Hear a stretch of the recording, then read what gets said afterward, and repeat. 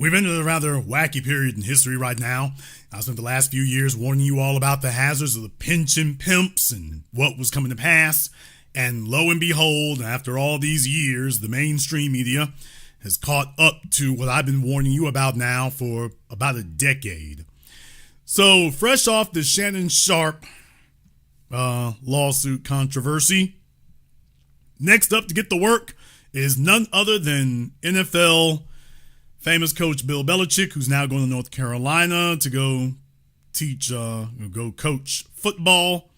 But before he does, there was an interview that was done. Bill Belichick has a 24-year-old girlfriend, not bad when you're in your 70s. And, of course, Megyn Kelly, who is, of course, the sex police over men in America here. Feminist extraordinaire. Megyn Kelly is back one more again, and she couldn't help herself. Of course, she's demonizing every step of the way. And she played a clip from an interview with CBS Sunday Morning where they talked to Bill Belichick and his girlfriend, and she wants us to know that this is all wrong. Shocking. Most of the audience has probably seen the clip by now, but just in case they haven't, let's play it for them. Let's play the one where she interrupts. This is Bill Belichick on CBS this morning with anchor Tony Dokopoul and his 24-year-old girlfriend, who's 49 years younger than he is, interrupting the interview. Watch. The other change for Bellichick is 24-year-old Jordan Hudson, his creative muse, as he writes in his book. Make sure that that's the... Jordan was a constant presence during our interview. You have Jordan right over there. Everybody in the world seems to be following this relationship. They've got an opinion about your private life. It's got nothing to do with them, but they're invested in it. How do you deal with that?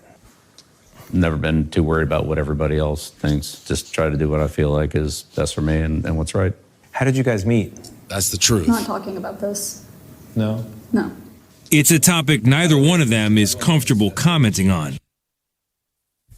Okay, so now she said... All right, so that set off a whole bunch of flurry of criticism.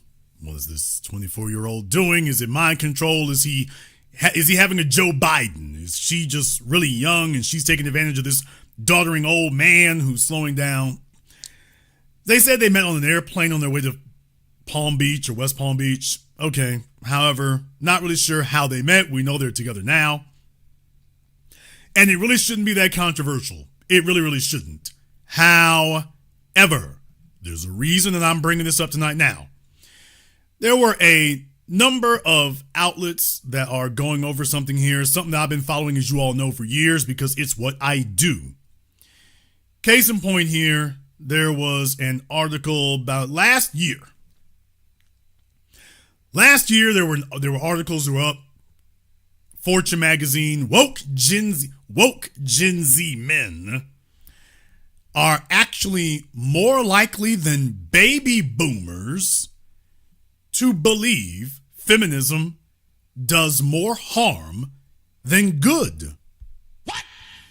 Research says. This was last year. So, of course, I stay on top of these things. Now, for the most part, they were referencing a study. They're referencing a study from the UK, really, and King College of London, but it's worth taking a look into. It's worth taking a look into because originally this was shown from The Guardian. And as you can see here, of course, they have Andrew Tate. Now, this was last year. This was February of last year. So over a year ago. But it said the fifth of men aged 16 to 29 look favorably on social media influencer Andrew Tate. But as you can see from the article here, Gen Z boys and men more likely than baby boomers to believe feminism harmful, says poll. Now, there's some math that is in here that I've warned you all about for years because it's not about dating, it's about power dynamics. And that goes in this. So while your red pill meatheads and manosphere morons and the rest of the YouTube crap tubers here, they'll talk about this stuff and get it all wrong and don't know what to do about it. So they'll just panic and say, woe is me. And I'm not here to give you anything to panic over here. You're not here to be panicked. You're here to be empowered. But there's something for you to learn. There's something for you to learn here. Now, it says that 1 in 4 UK males aged 16 to 29 believe it is harder to be a man than a woman. And a fifth of those who have heard of him now look favorably on the social media influencer Andrew Tate. The polling of over 3,600 people found. Tate, the British-American former kickboxer, has 8.7 million followers. That's not the part we want to focus on here. They also brought Jordan Peterson into this, which is really weird. That's really, really weird because Jordan Peterson has done nothing but mock, the manosphere. So it just shows you that the folks in media are either they're so clueless and outside the loop, or they're just trying to jumble together anybody that they think that folks on their side of the fence don't like. So you end up just selling articles in newspapers to people on your side of the fence, leaving out the rest of the population. All right, roll on, dude, if you think that's smart. Now, here's the thing right here. This sentence right here. This said it all. This was last year. This sentence right here says everything. On feminism, 16% of Gen Z males felt it had done more harm than good. Among over 60s, the figure was 13%. Damn! Now, that's the number right there. As you all know, the critical tipping point for any society, when there is a movement, when there is a change in ideology, when there is a change in practice, the tipping point is 10%. Once a belief is strongly held and completely embraced by at least 10% of the population, it becomes an almost mathematical certainty that that will eventually become the majority position. And what they're showing you here is that even if you believe these numbers, and as we all know, these numbers are actually much higher. These numbers are actually much higher for Gen Z. Much higher. But I guess this is about as much as the Guardian could stomach and tolerate. But even if you take these numbers at face value, what it clearly says is that the numbers for the baby boomers considerably lower than the numbers for teenagers and 20-somethings today. The numbers are going up, not down. They're going up. The figures emerged from Ipsos polling for King's College London's Policy Institute and the Global Institute for Women's Leadership. All right. The research also found that 37% of men aged 16 to 29 consider toxic masculinity, quote, toxic masculinity, an unhelpful phrase. Roughly double the number of young women who don't like it. Now, let's see what they zeroed in on.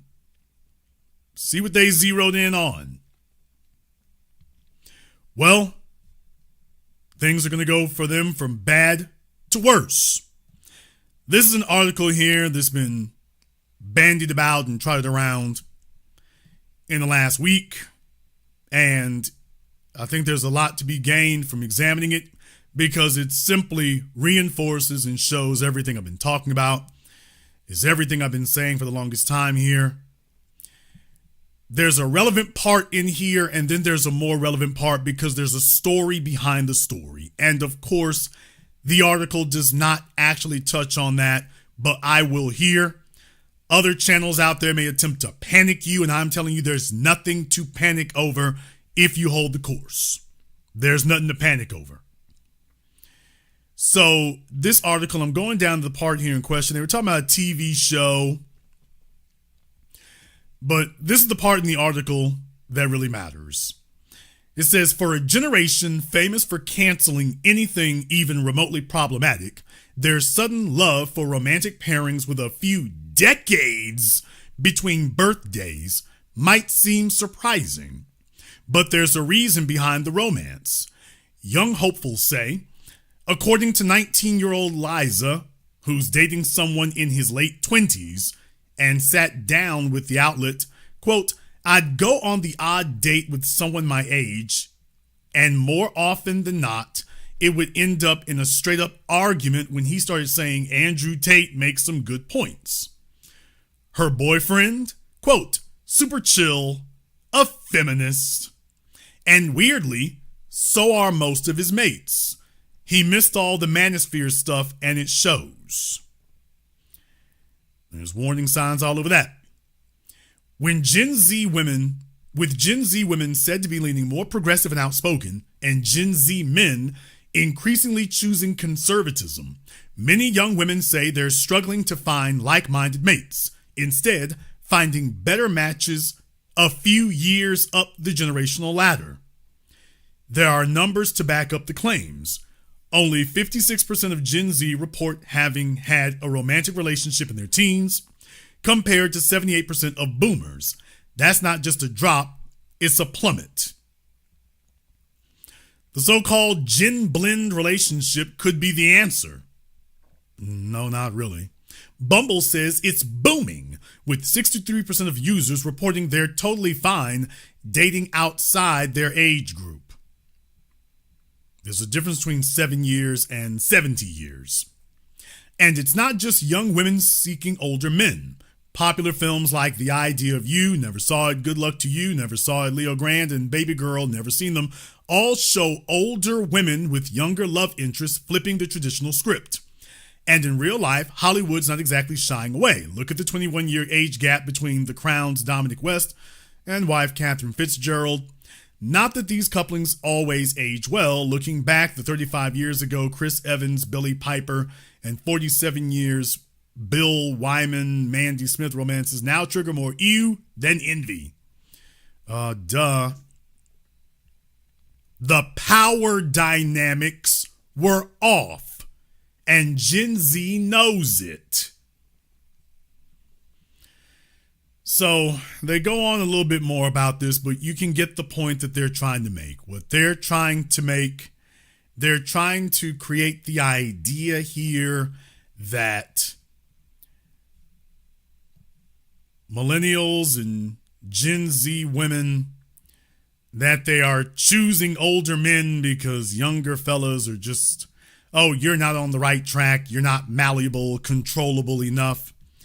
And I am here to say something about this in particular from the source that warned you about all this years and years ago. The older fellas who cannot really compete, they are leading with their wallets. The Shaquille O'Neals, the Bill Bellichics, the guys who can naturally get that charisma, they do not have to do that. Men who are not necessarily rich or famous, they don't have to do that, but many of them find themselves stuck doing it because they never learned how to actually get communication or any type of networking or social savvy skills. But for the average 55, 60, 65-year-old male, the average retiree, yeah, he gotta move that wallet. He's gotta do that. That's what he's gotta do. Now, there are fellows who don't have to do that. Leo DiCaprio is 50 years old.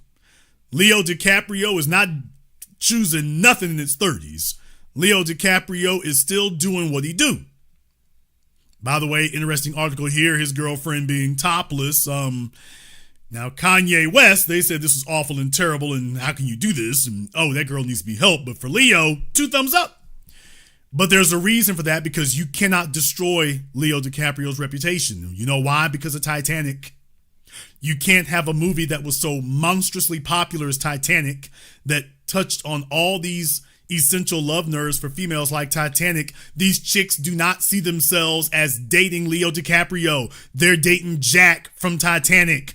Just like you as men. As men, if you had the chance to date Pam Grier just a few years or a couple of decades off her prime, if she was still in shape enough, Pam Grier, Halle Berry, you name it, it would work. So they have absolutely no problem doing that. None whatsoever. None. Because it works. Now, for the average fella out here, they have to do that. They have to lead with their wallets. They have to lead with that because there's not a whole lot more to be negotiated with.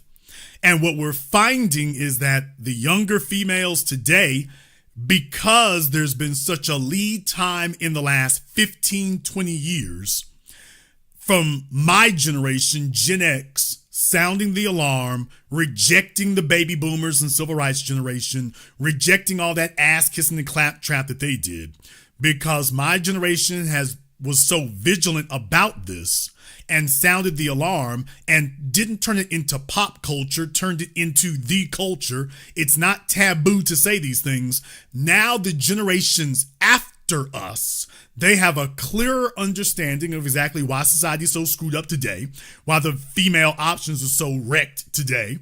And they are seeing early, they're deciphering it earlier and earlier down to elementary school. They're deciphering it. Netflix is making television shows that even distorting it. They are conceding that the word is out. That's the critical key part. They're conceding that the word is out and that the upcoming generations are not gonna be subservient and ass kissing like the previous generations of males were. What they're also noticing is that it's reaching a critical mass and that there's really nothing you can do to stop it, and this will be the future. That's what they're seeing. So what are the younger females attempting to do? They are attempting to desperately sit up here and say, okay, the stuff that they literally just told you is ick and ew just a few years ago, well, that just goes straight out the window. That goes straight out the window. Get it how you live. Slay as you may. Whatever dirty thing you got to do. So what they're now saying openly is, you younger fellas, you're too problematic. You're not subservient enough. You're not able to be dominated enough. You're actually not doing the ass kissing thing. And that's fine. We'll pick up our ball and go home. We will go and piss off mom or dad, and we'll go to see if we can find some old dude, some sugar daddy now. That'll be the new wave. Well, I want the fellas out there to understand something. I want you to understand something, and your red pill YouTubers and the rest of them, they don't get it. They don't understand it. So I want you to hear what I have to say so that you're not confused. So that you're not confused and you're not mistaken and you're not deceived. Back when I used to work in corporate America, I want you to understand something. When they hire for a position, there's really not this big variation between what they pay. Now, some companies would think they would be a little bit slicker than other people. And for example, if you had a smaller tech or telecommunications company that was paying, for example, $25 an hour, they're paying that because a bigger company was paying $20 an hour for the exact same position. So obviously what would happen? Well, what would happen is you figure the smaller company is paying more, so they're going to get more applicants. And this is true. They will. Here's the problem. You would think that the larger company would raise their offer to match the smaller company. And that's not the way it works. Well, why not? Because the bigger company understands something. The smaller company has a limited number of positions available. It has a limited number of positions. It doesn't have an infinite number of positions. There's no incentive and no reason for us to raise what we're offering.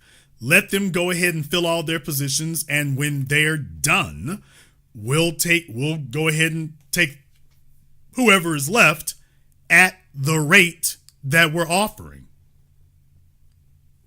But what we're not going to do is chase these other companies or chase a smaller company to overbid. And to be totally honest, they're correct. Because tonight, you have to be clear about overbidding.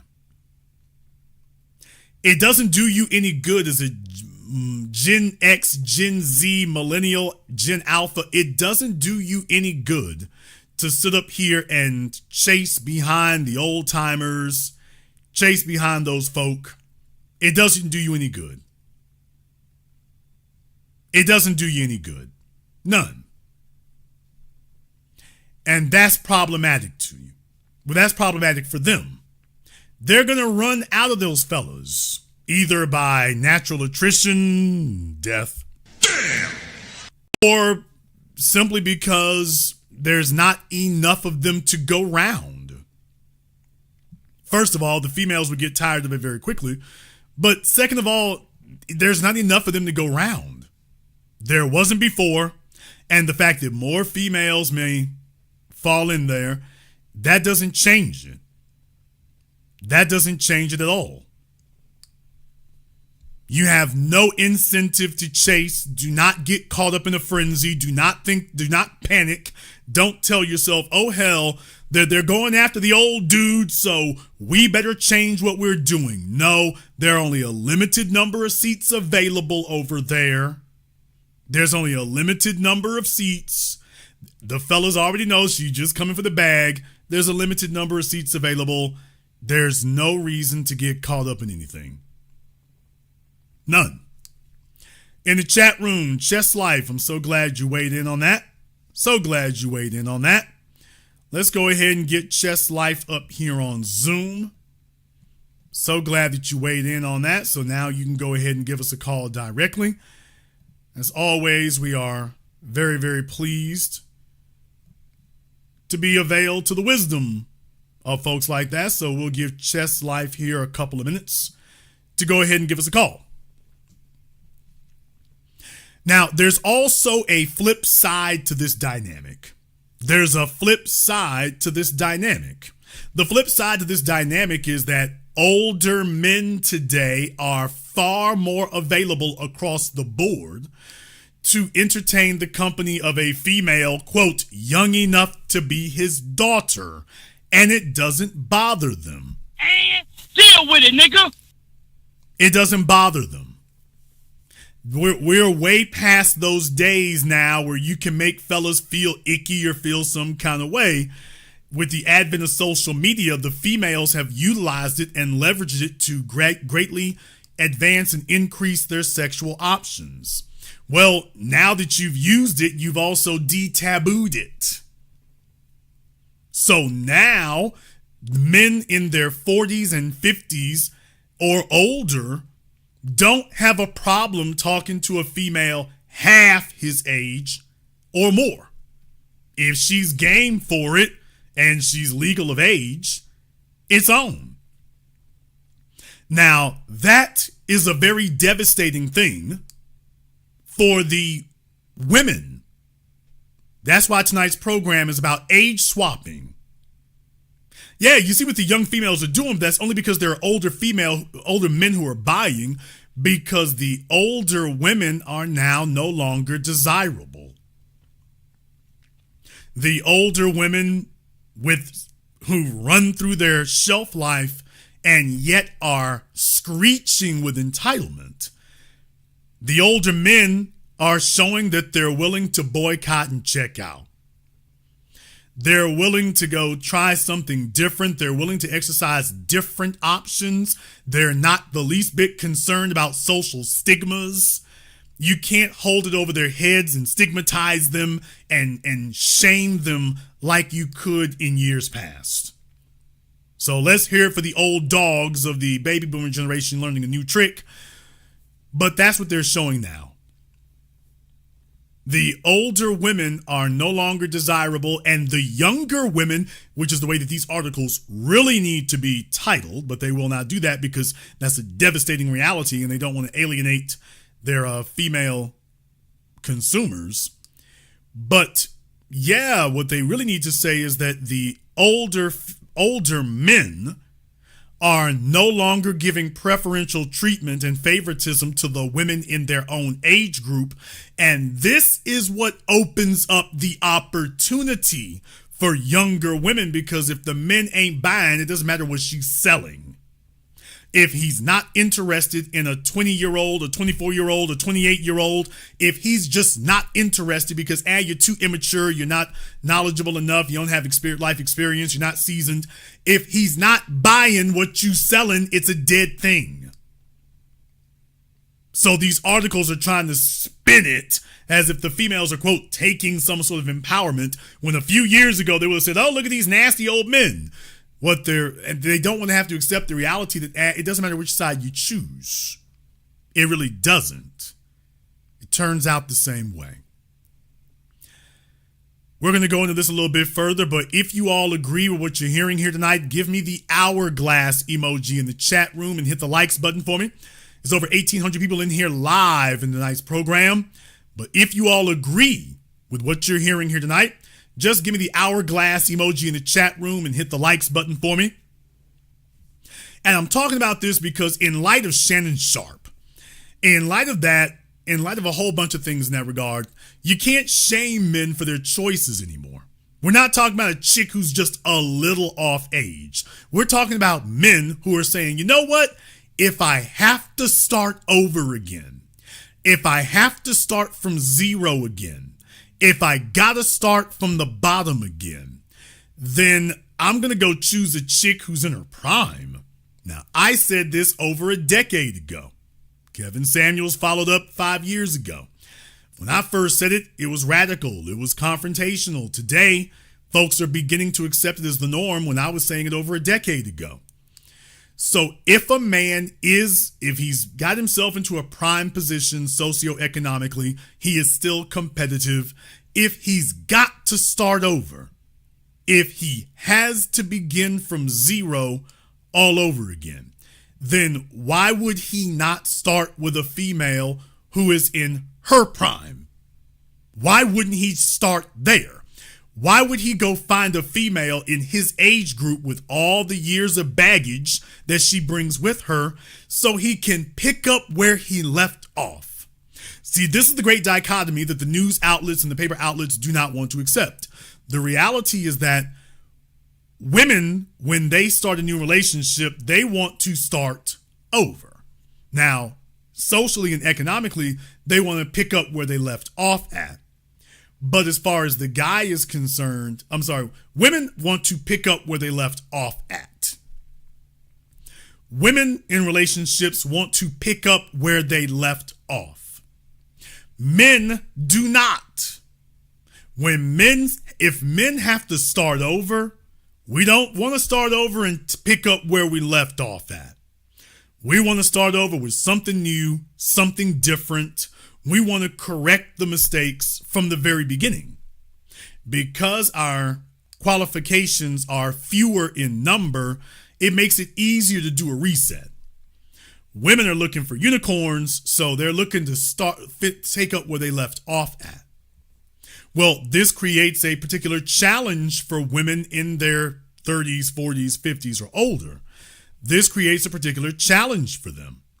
Because you see, the men that you're actually trying to get the attention of, they're not trying to get the attention of you. So you end up like Tracy Ellis Ross, an older female who has lots of sexual access to younger men, but then again, all females have sexual access to younger men. What she doesn't have is access to a producer who is willing to commit to her individually. And furthermore, why would he? There's literally no logical reason that he would. It would be all upside for her and really all cost and downside for him.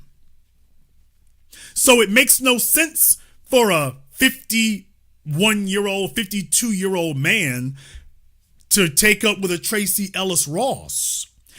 If you can get her with the number of likes she gets for her thirst traps for that 50-year-old body, if you can get her, why would you not get a female who is younger, who is ready to get on a program, who's not set in her ways, who is actually looking to accommodate what you're doing and not looking to figure out what she can get from you while contributing nothing? which is what older females, their idea of an ideal relationship is. I get everything, you give me everything, and I literally give you nothing but the opportunity to give me everything. And that's your position. So as men get older, that's not the situation that they're looking to have. Men are not looking to have that situation as they get older. So when men have to do something today, it used to be that you could shame men and, you don't want to have that young thing over there. Why would you not want to have that young, perky, nubile, smooth skin, no cellulite, no bastard kids, no STDs, no screwed up psyche, no daddy issues, or at least they haven't reached psychotic proportions. And at the very least, if you got $1 million, she looks like $1 million. At least her and your level of productivity match. At least you're not having to overcompensate for someone who no longer matches your level of productivity. On Piers Morgan, they were talking to Choke No Joke, and and Lord Jamar and some other folk about the Bill Belichick's relationship with this 24-year-old girl. And I don't like to say girl either because she's a woman. I'm a grown man. I've never liked folks to call me boy if I was a grown man. So Bill Belichick, they asked me about that, and Choke No Joke, he just simping the hell out because guys who can't get it, they understand they can't get it, so they start talking silly. But Choke No Joke sits up and is talking about, and there ain't no telling why Bill got with it, maybe it's probably because, he's still coaching high school ball. He didn't want to say what the reason actually was. Well, he wants to be with a young thing if he has to serve. That's not what it is, people. Bill Belichick is leaving the NFL and going to coach college football. What's the first thing that you realize about that? He's got plenty money. He's got plenty status. There's absolutely nothing stopping him from retiring except him. He doesn't want to retire. He's not ready for the easy chair or the lawn chair or to sit there in the rocking chair on the porch. He is still competitive. He is still a competitor and is still competitive. He's not done yet. So if he had to start over his career, you might as well make it a clean damn sweep. New career, new league, new school, new female, new colors, new stripes, new skins, new everything. If you're gonna have to start over, it might as well be a clean sweep and just wipe the slate clean and start over. What they don't want to accept is, Bill might be in his 70s, but he's still competitive. They don't want to accept the idea that not all men are looking to retire. They don't want to accept that. That there are some men out here who are looking to ball till they fall. And they need a female who looks and feels competitive. A female who matches him. A female who non-verbally, it demonstrates he's competitive. And you saw the way in which she comported herself during that interview. Now, I think he actually orchestrated that, but be that as it may, you saw how she was acting during that interview. It shows you he's competitive, so is she. He's aggressive, so is she. He's still out here trying to get it, so is she. So is she. And that's the point that people don't want to accept. Folks, the real issue with the Shannon Sharpe thing, and when you go places, you have a bunch of folks whining and moaning and nagging and talking about what Shannon needs to do. That Shannon needs to, quote, get a woman his age. Nigga, why? Why does he have to do that? Why is it that he, quote, has to do that? Why? Because the women his age had their chance. Nigga, please. There's the part that you're going to have to suck up and accept. The women in your age group had their chance. They have their chance every day. They had their chance with you when you were in college. They had their chance with you when you were in graduate school. They had their chance with you when you were entering the workforce. They had their chance with you in your 20s, in your mid-20s. They had their chance when you were 30. They had their chance right then, right there. They had their chance. They had their moment. And they blew it. They passed it up. They said it doesn't matter. They said I got other options. They were out here chasing Leo DiCaprio and Bill Bellichick and Shannon Sharpe and whatever other 6, 7, or 8-figure man was willing to lay on top of them, and now it's just reaching an icky standpoint. And understand what they're really doing is that there's not enough septuagenarians. Damn! By the way, there's not enough septuagenarians. Look it up. There's not enough 70-something-year-olds out there to take all these 20-something hard-headed, stubborn, rebellious, difficult, disagreeable females off the market. There's not enough of them.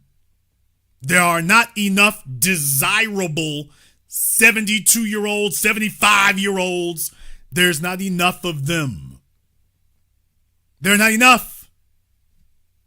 So with the analogy of the two companies I gave you here earlier, you're eventually going to run out of candidates.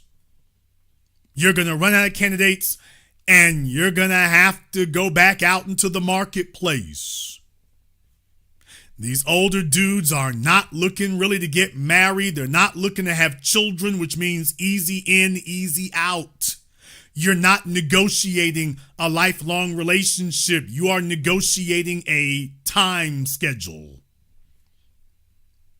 You're negotiating a timeshare. Enjoy the ride while you're there.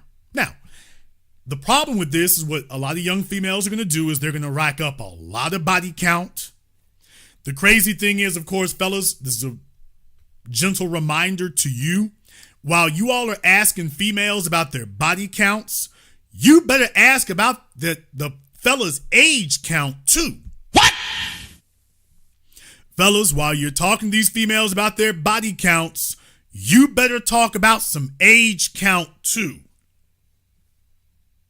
Dudes be so desperate to wrangle something in the bed that they're not asking questions and not doing their due diligence. If a chick tell you that she just got out of a relationship, she's in her 30s, you need to ask her how old that dude is. She's in her 20s, you need to ask how old that fella is. You need to ask that. That is something that you need to ask. You don't need to leave that unasked. You need to find out, by the way, how old are these dudes you date? You start seeing that she's got 20-year and 30-year age gaps. That tells you a lot right there. That tells you a lot. So going forward, fellas, now that they've tipped their hand and let you know what's going on, you need to start vetting and you need to start filtering for this also. If you got some chick who decided that, let me go, I'm 24 years old, let me go see what the 55-year-olds are doing. Because, oh, he got a car. Oh, he's got disposable income. Oh, he got a pension. Oh, he's willing to buy me a Fendi bag. Oh, he's willing to take me on the Tom Joyner cruise. You need to be asking about this. Now that it is firmly established that this is a thing, time to start asking about it. Time to start asking. Time to start vetting for that and questioning that and inquiring about that and finding out where she really been and who she really been with. And how many of them. Because that means something. That means something. Right now, what you have is a severe crisis. You have a crisis right now because the older women are waking up and realizing they'll be damned. It's not just the 30-something-year-old men or the 40s. It's the 50s and older. Now they are willing to leapfrog everything in his 50s, everything in his 40s, maybe even everything in his 30s. As this is becoming more acceptable and more common, or as it becomes more common, it becomes more acceptable. And what's going to happen is the older women out here, I don't have a lot of good news for you. But then again, you already see it. Take a look in the places of America that are the richest. Take a look at your richest, most upwardly mobile areas in America. Take a look at Miami. Take a look at New York. Take a look at California. Men who show up and they got the bag and everything is in place. He's 45, 50, 55, 60 years old. He's not 60 years old looking for a 60-year-old to take out on his yacht in Biscayne Bay. He's not 50 years old looking for a 50-year-old female to take out on his yacht in the Pacific. He's not 55 years old looking for a 55-year-old to take out on his yacht in Martha's Vineyard. He's not looking to do that. That's the problem. He's got better options. If he's going to make that yacht move, if he's going to make that bikini move, he's not going to play along with your delusion that you look as good at 50 as you did at 25. Now, why don't we just go get a 25-year-old and call it it? Well, she only wants you for your money. So do you. And deal with it, nigga. Oh, man. I wasn't supposed to say that. What you talking to that 25-year-old for? She just wants you for your money. And so do you.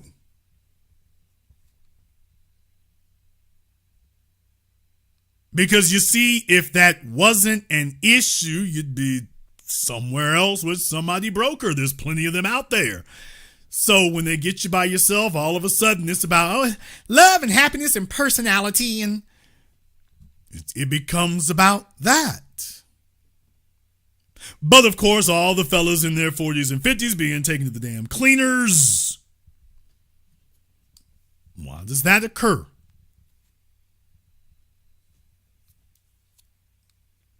You see, we have to have a brutally frank conversation today about marriage.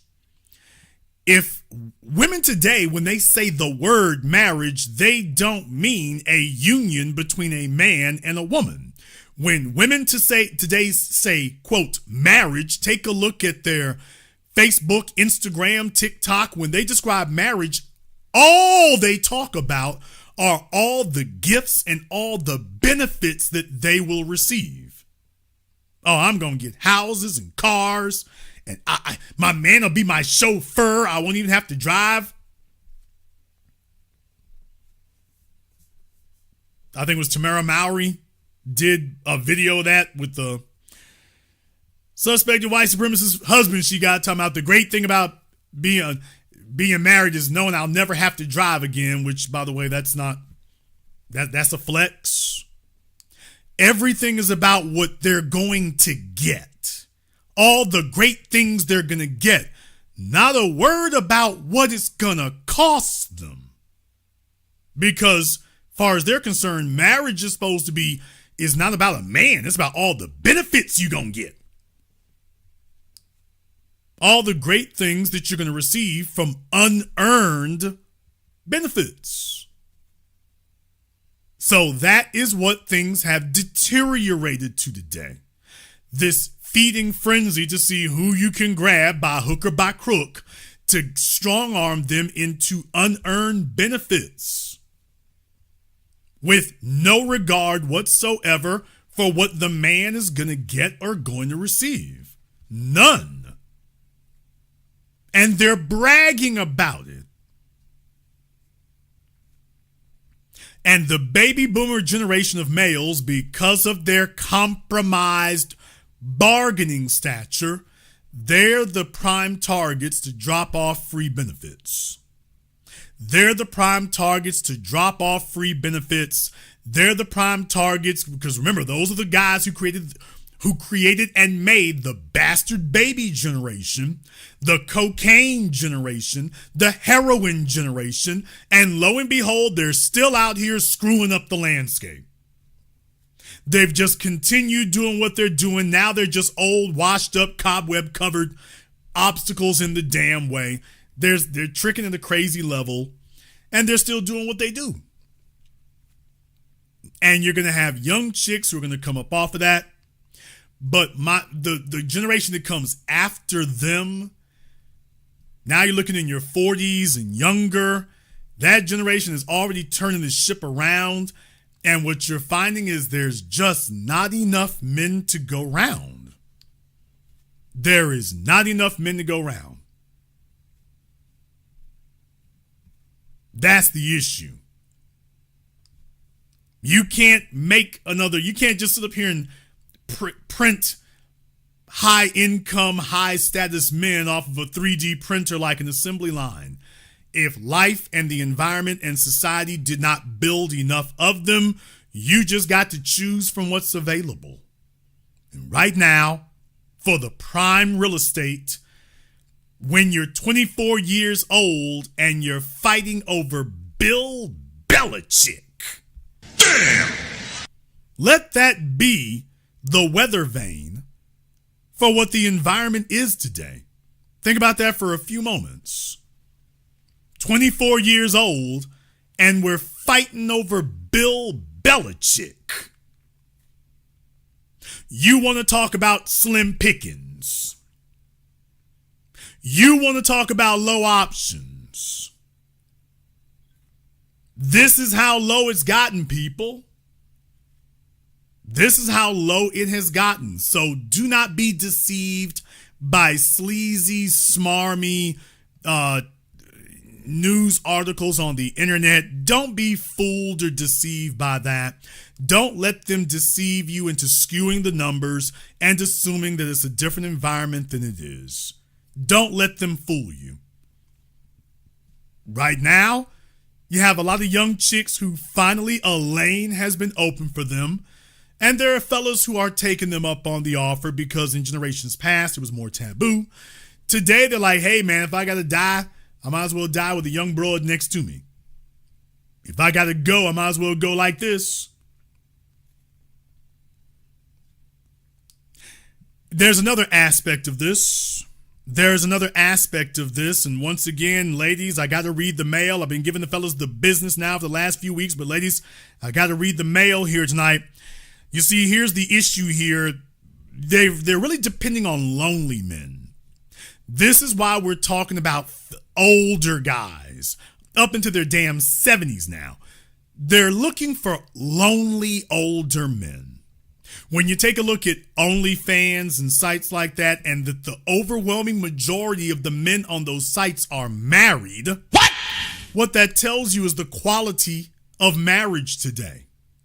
When the majority of the men on sites like OnlyFans are married, that tells you all you need to know about the quality of marriage today. Everything you need to know about the pool of wives out there today. That's everything. You don't need to hear one more thing about what it's really like. And everyone's trying to sell you on this idea that there's some nirvana, that you're not a man if you're not. Now that is increasingly being rejected too. You cannot sit up here and shame men and bully men and badger men into jumping on the marriage train. That it's not working anymore. It doesn't work, and it's not working anymore. especially for men who have resources and they know they got resources, they know they got status. That doesn't work at all on them. Does Leo DiCaprio look like he's trying to figure out his way to a church or a courthouse? Does he look like he's trying to figure out his way there? They had rumors about him and his girlfriend last year. You ain't heard nothing yet. Oh, well, that died quick. Does he look like he's trying to figure his way to a courthouse? Take a look at what happened to Brad Pitt after the meat grinder he went through. You think he's trying to figure out his way to a courthouse? You think he's trying to jump off into that again? He went there. He been there. He done that. And what they showed was that they will eat you up, chew you up, spit you out, step on you, and smear you on the ground. Well, guess what? The rest of us were watching that. The rest of us saw that. We witnessed what happened to him. We're like, yeah, we're good on that. We are in an environment today where relationships have been weaponized. Fellas, when you got females bragging that their chief concern in life is retaining the right to abort your children. What? Listen to me here for a moment. When we've reached a point in society where females are bragging in the streets, bold with it, telling you that their chief priority in a relationship, in life, is retaining her right and ability to kill your children. That is weaponization to the most gruesome degree. This is how far it's gone off the deep end. This is how far it's degenerated here. That they are letting you know that's how important having control over you is. Correct. Kamala Harris ran a whole presidential campaign on nothing but abortion. That was the issue. Then after the election's over, okay, population decline. Where are all the men's at? Newsflash, dummies. Bill Bellichic ain't trying to start no family. Damn! Bill Bellichic is not trying to figure out how to make this 24-year-old the mother of his children. He ain't trying to do that. He's not trying to become a father at 71. And Leo ain't trying to become a daddy at 50. He doesn't want to be a father at 50 either. And I'm going to say something here tonight, and this is not the MGTOW nonsense. MGTOW doesn't work, and the reason that MGTOW, it works as a religion, but it doesn't work in practice, because if you can't boycott when you have nothing that the other side wants. That's the issue. You can't boycott when you are unarmed. You have no benefits to give. You got nothing to offer the other side. You have nothing to bargain with. You can't boycott when you have nothing that the other side wants. You can only boycott and bargain if you have something that the other side wants. And the things that make men valuable, that's what the other side wants. Now, Andrew Tate has pulled a Kanye West. I do not speak for his character as an individual, but the things that they say about, hey, men need to make sure you increase your value, well, that at least gives you something to bargain with. And I am going to say to you today, to the men listening and all the red pill fellows who listen to me on the sneak and on the sly, you can go ahead and start easing this into your vocabulary here. You can start easing this in. Fellas, until further notice, men, the most powerful thing that you can do today in society to assert yourself is make it very clear from the get-go. Marriage ain't on the table. What? You look weak. You look pathetic. I want to just say this straight out and bluntly. Fellas online sitting up here badgering women about marriage. Fellas, stop the stupidity. Stop the nonsense. Stop talking about it altogether. As long as you are complaining about marriage, that means you care. Nobody is going to give you any credibility as long as you're even talking about it. You supposed to be moving like Leo, moving like Johnny Depp, moving like Brad Pitt. You supposed to be moving like that. Where you're not even concerned, you're not asking, you're not interested. And you say it from the beginning. Fellas online thinking that they're going to reverse psychology females for this marriage thing. And oh, if I reverse psychology, see, that's the problem, Jason. Guys like you are just too toxic. You don't understand. I found a cheat code. I sure did. See, what will happen here is we're going to reverse psychology these females, some of the dumbest dudes on the planet, talking about they're going to reverse psychology something. Where I'm going to reverse psychology this, and what we're going to do is we're going to make sure the females understand. We're going to let them know that we want to get married, but until you change things, we're not going to do that. We're going to do differently. And the bottom line is women see what the hell you're doing. Fellas, as long as marriage is still an applicable term in your vocabulary, you got no leverage. You have none. You only have leverage when you are willing to get up and walk away from the table and leave everything there. The dice, the cards, the chips, the queso. You only have leverage when you're willing to take what you have of value and get up and walk the hell away. And that means across the board, men have to stop talking about marriage, period. Men only want to take marriage off the table after they've been put through a damn Cuisinart. Look it up. After they've been through a blender. That's when men want to pretend that now they got a position and now they got... You ain't got a damn thing. If you've already been to the altar, nigga, you gave up your leverage. You got alimony, child support, you're knife fighting your way through the damn court system.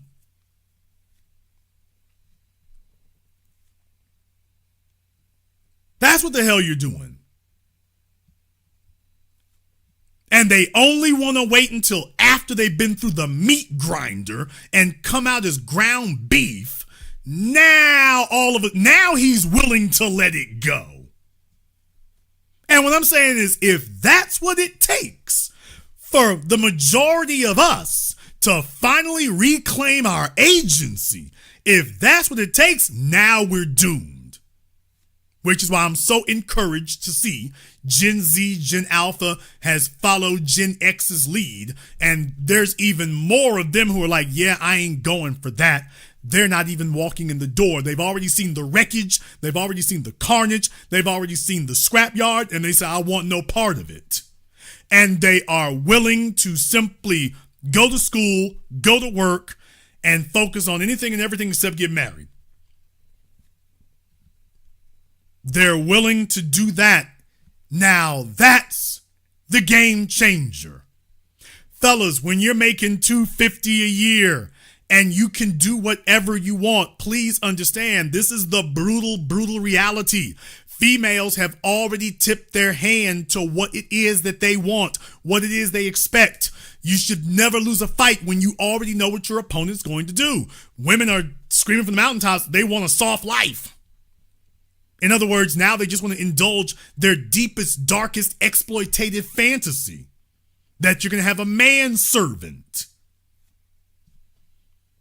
Now they're just putting all the cards on the table because the baby boomer generation let them get so damn out of pocket. Now they're just coming out and saying, yeah, I want a manservant. He gonna do everything for me. Soft life, princess life, everything is about the females. What I'm saying is that fellas flocking to OnlyFans, flocking to thirst trap content. You've told the females that they're winning. And that now that they're winning, you thought they were going to get nicer? No, they're getting more abusive. They're just piling on more weight and getting more abusive now. Now they're going to outrageous extremes where it's just like, this is like slavery without the plantation because your yard ain't big enough. But she'll see if she can finagle that. How damn far does it have to go? How bad does it have to be? And what I'm saying is that for too many men, you have communicated to women very clearly that you're lonely. You have communicated to entirely too many women that y'all are lonely. That's the issue. And when women see that you're lonely, she's like, well, I have something to bargain with. You want a female companion, and I'm willing to wager that you are so devoid of options that you'll take my companionship even if it is completely and totally exploitative and abusive. You'll take it. You'll drink the water even if the water is sewage. You'll still take it. What I'm saying is that as men, when you actually build yourself up, build up some damn confidence. Stop being so damn lonely and desperate all the damn time. But that's also why you need to have some people skills, because a man who has sexual options isn't desperate. A man who's got sexual options is not dog-ass, dehydrated, desperate. He's willing to get up from the table and say no. He's willing to pick up his chips and leave because he's already proven that he's got options. And this is what I want you all to understand. Women's reproductive years run out way before ours. Okay, but you know what runs out faster than their reproductive years? Their willingness to outwork us. And deal with it. Women's reproductive years run out pretty quick. But what runs out even quicker is their willingness to try to outwork us. As I've taught you all forever here, and the Red Pill and Rolo and Andrew Tate and Fresh and Misfit, they couldn't teach you all this because they didn't know. They don't understand it, which is why they can't define it and give you a real strategy for dealing with this. It's not good enough to identify a problem. Do you have a strategy for resolving it? Fellas, the women are not going to outwork you. And let me explain to you why for the millionth time that nobody else out there has said to you. Men are willing to die to produce. We are willing to die for $1. We are damn sure willing to die for $1 million. Women are not willing to die for it. The closest to death that women will come for $1 million is sex. She'll have sex with a strange man she doesn't really know that well for $1 million. But pick up a gun, pick up a knife, and walk into a dangerous situation where somebody could do something brutally heinous to you and you die a horrible screaming death in the darkness. Women ain't gonna do that. That's the reason that you can't get women to sign up for oil field work, oil derrick work, military combat, real military combat contractors. Women don't sign up for things where you could die in the darkness. She like, wait a minute, ain't no carpeting here. There's no air conditioning out here in this jungle. Let me turn around. Mussing up my hair. My mascara is running. Women are not willing to die to produce. She's willing to work a few extra overtime hours. She is not looking at her male counterparts and saying, I need to put in 80 hours this week. They're not doing it. Furthermore, do you realize that this is your leverage? Please learn some strategy around here, because you're on the internet, and even folks who've been in the military are the most brainless, idiotic, non-strategic people you could possibly locate. Fellas, she said she wants a soft life. Soft life means she doesn't want to do any labor. She wants to live a specific lifestyle, but she doesn't want to apply the labor that is required to achieve that lifestyle. Furthermore, achieving it is not enough. Once you achieve that lifestyle, damn it, now you have to maintain it. What? So it's not enough to just get to the top. Now you have to survive at the top. She's willing to do neither. Oh, she'll do enough to go buy a Gucci bag. If you really twist her arm, she'll do enough to go buy a Fendi bag. She ain't doing nothing beyond that. She's not doing it. She is not going to sit up here and do that. That is the antithesis of what she was planning to do.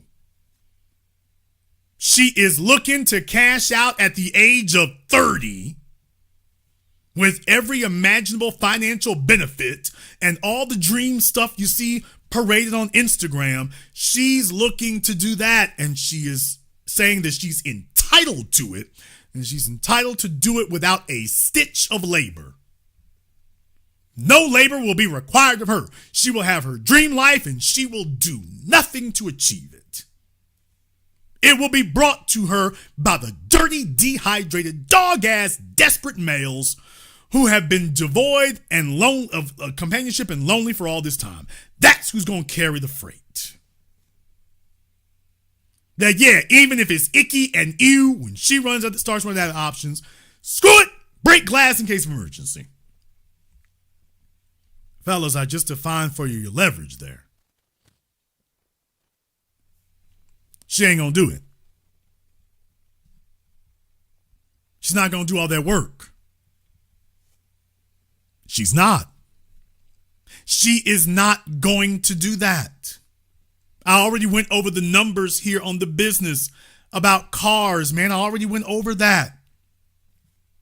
Yeah, she wants that, but she ain't going to do it. She wants to be driving in some expensive foreign thing. She's not going to do it. So when fellas sit up here and start negotiating and bidding and putting in numbers and posting endlessly online, just understand you gave away all your damn power. What males need to do today, you can focus on sex, you can focus on dating, but all this damn marriage begging, all this matrimonial begging, that the women need to change up and hurry up and be wives. Fellas today got baby rabies more than the damn females do. Then you wonder why it is you have no leverage. They see you whining about it all the damn time. So they know anytime that she's finally ready with the rest of these people doing the damn frog splash on her butt cheeks for the last 10, 20 years. She knows that you want marriage more than she does. And there's the truth of the matter, because in this very article talking about Leo DiCaprio, well, not in this article, there's another article about Leo DiCaprio where his girlfriend here, Victoria Soretti, she says she's tired of people asking her about being Leo DiCaprio's girlfriend. She said, I'm really tired of folk even asking me about that. That's not even a thing for me. I'm not even great about that. In the New York Post, she said she finds it extremely annoying that people ask her about being Leo DiCaprio's girlfriend. What the hell does that tell you? Her words, quote, as soon as you're in a relationship with someone who has a larger following than you, take a look at that status, you become girlfriend of, or boyfriend of, for that matter, she said. And that can be extremely annoying. Suddenly, people are talking about you as so-and-so's girlfriend who was so-and-so's ex. So it's not nice to think that you can't love whoever you want. Notice she said, love whoever you want because of the labels people tend to stick on you. She then said, dealing with dating someone as famous as DiCaprio is something you learn. She explained, quote, if what you're experiencing is real, if you know you love each other, then there's no reason to be alarmed because love protects and gives confidence. Notice she is not talking about marriage. It's not really pressing on him. If Leo does, dumbass, all I can say is he had a good run.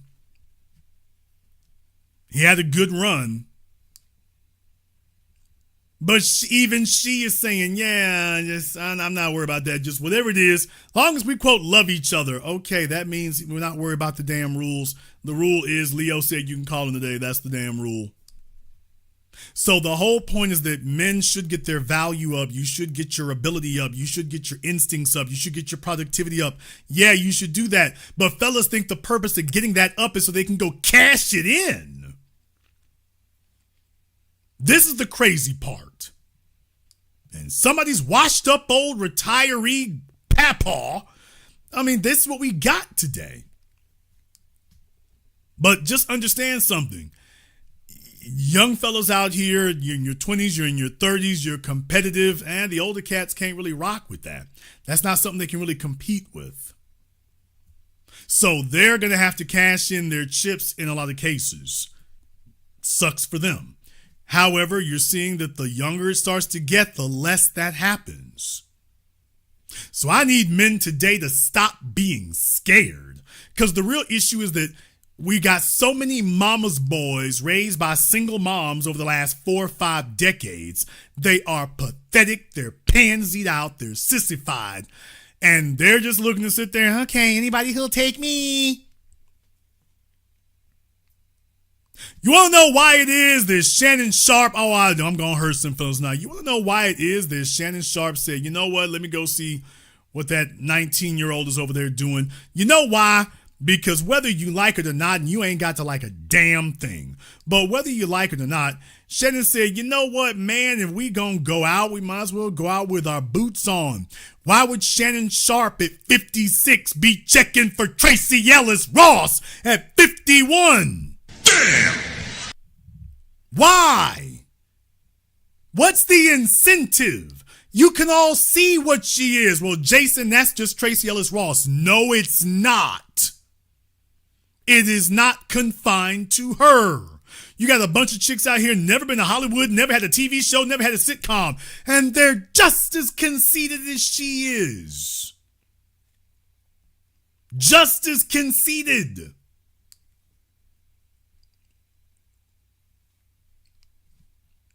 This idea that the men need to take whatever is left on the table, it's like, wait a minute. But you got better options.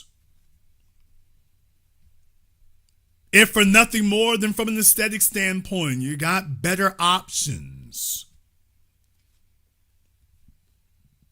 You all are going to have to accept the reality that the world has changed. It's changed. And in days past, the pastor or the school teachers or whoever, they would shame men and say, this is what your limitations are. Okay, but they spent the last 7 decades telling women there are no limits, up to and including killing children.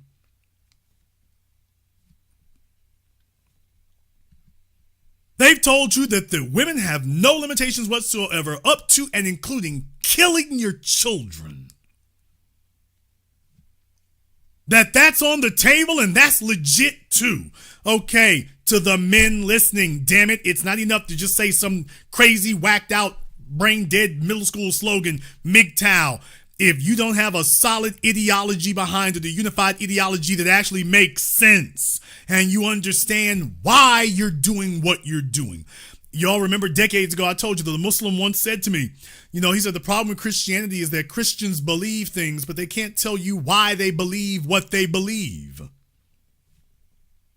He said, and that's the difference between Muslims and Christians. Most Christians, they believe things, but they can't tell you why they believe what they believe. As a Muslim, it is required that you understand why you believe what you believe. No wonder they can adhere to it so much better, because they're not going off of what someone else said or what someone else knows or what someone else thinks. They're going off of what they themselves comprehend and understand. And if you understand that when I say, okay, it's time to back off the marriage talk, you understand why. You're not doing it to spite women. You're not doing it because you think you're going to get a phone call. You are doing it because you realize that that is obsolete. Oh, I'm saying dangerous things here tonight. That's obsolete. It is obsolete. Now, I know the attorney James Sexton describe marriage as an obsolete technology. I'm saying that marriage as a mating strategy in this misandrous toxic soup, in this radioactive toxic soup that we're in, that's not a viable mating strategy. It's outrageously risky. It's outrageously risky. There's no reason to be doing that.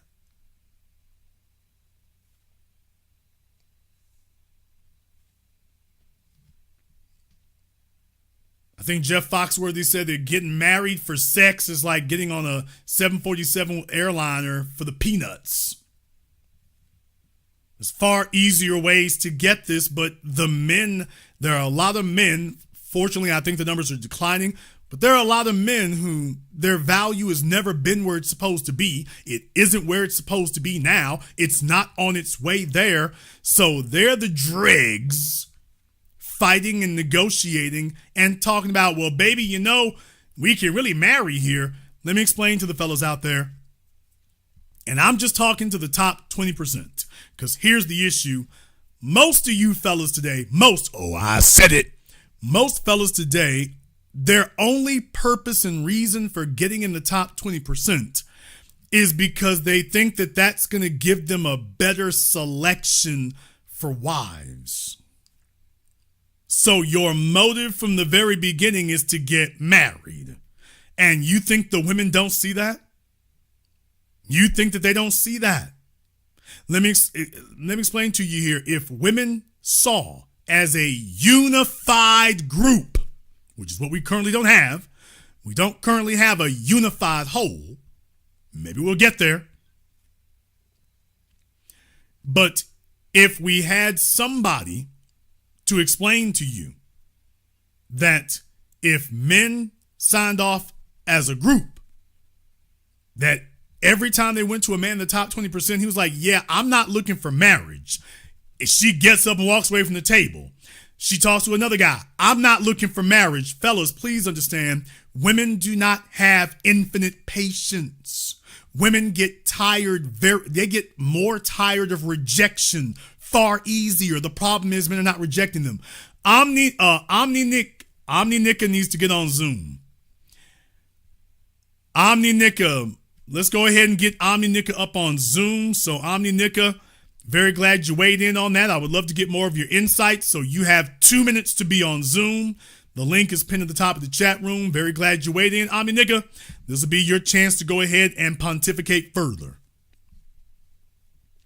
Fellas, please understand, the problem is that women do not have the tolerance for rejection that men do.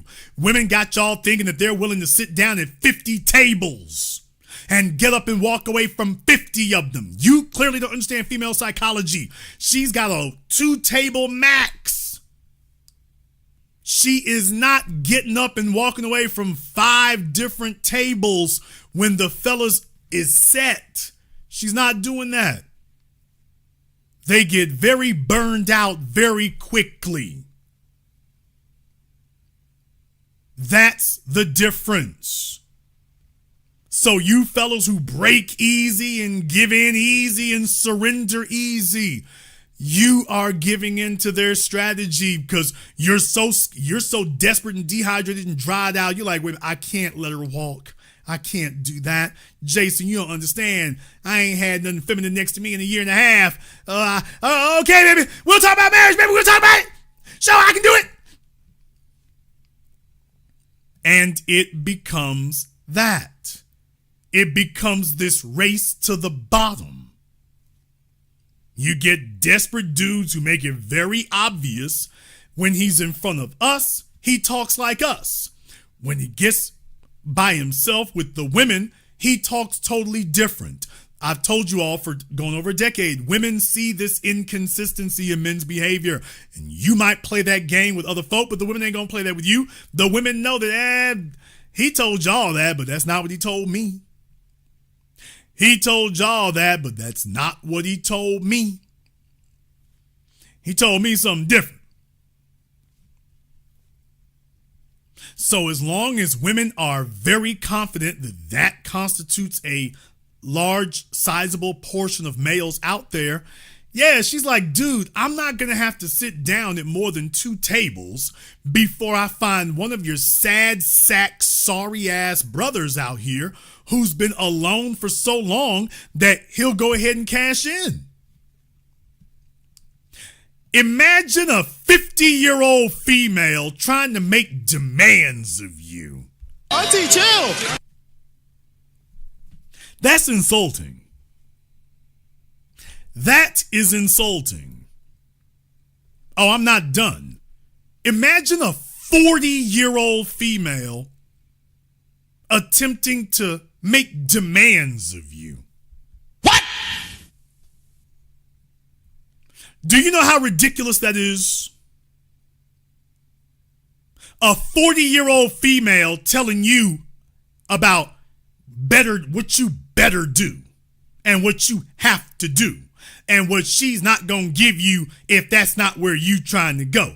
Can you imagine the gall, the temerity, the absolute lack of self-awareness that a person has to be sitting in front of you at 40 and 50 years old, telling you what her demands are, telling you what her requirements are, telling you what her standards are, telling you that she's learned from her 2 decades of 60-plus body count.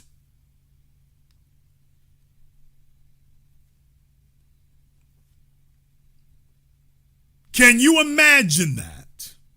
She's sitting in front of you, you making $200,000, $300,000, $500,000 a year or more. You got your life where it is. You're driving your dream car. You got mobility. You got freedom. You can do what you want when you want. And some chick who screwed off the last 2.5 decades of her damn life is sitting in front of you talking about y'all two going on a date.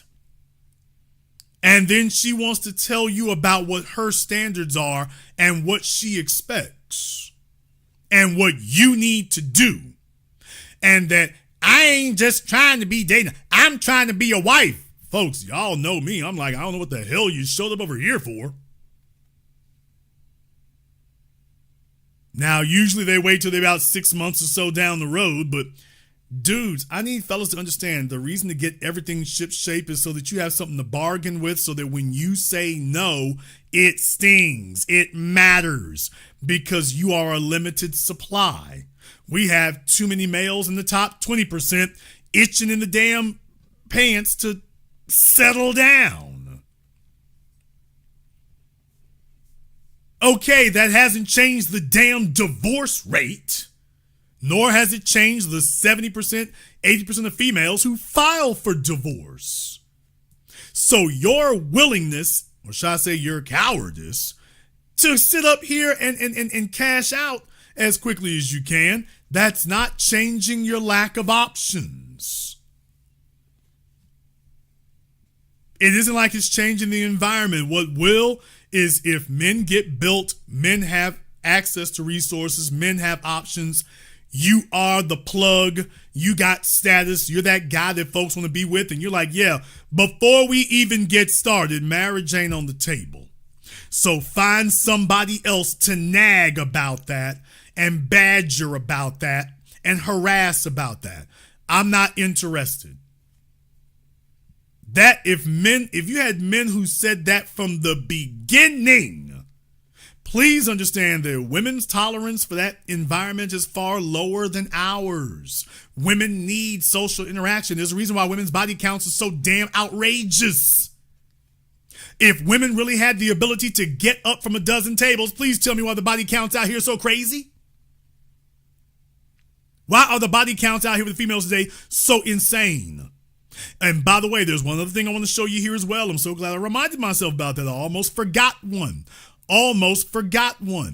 While we were talking about old Bill Bellichic and friends, while we were talking about them, there was something else that we didn't discuss. We didn't discuss this. What? And this is as of last month. Young French women are having tons of sex. Shock survey reveals how many men Gen Z ladies have bedded. Get your passports. And the body counts in Colombia and Thailand. Okay. Folks, this is France. Get your passports. Get your passports. We got details. A new survey of 10,000 French nationals conducted by the country's National Institute of Demographic Studies found that a sizable number of young females are experimenting with multiple sexual partners. In a survey conducted back in 2006, just 8% of women in the same age bracket said they've been in bed. Okay, I missed a paragraph. Yeah, they keep hiding the damn stuff in here in their ads and stuff. According to the data, 29% of surveyed women between the ages of 25 and 29 have had sex with at least 10 different men. What?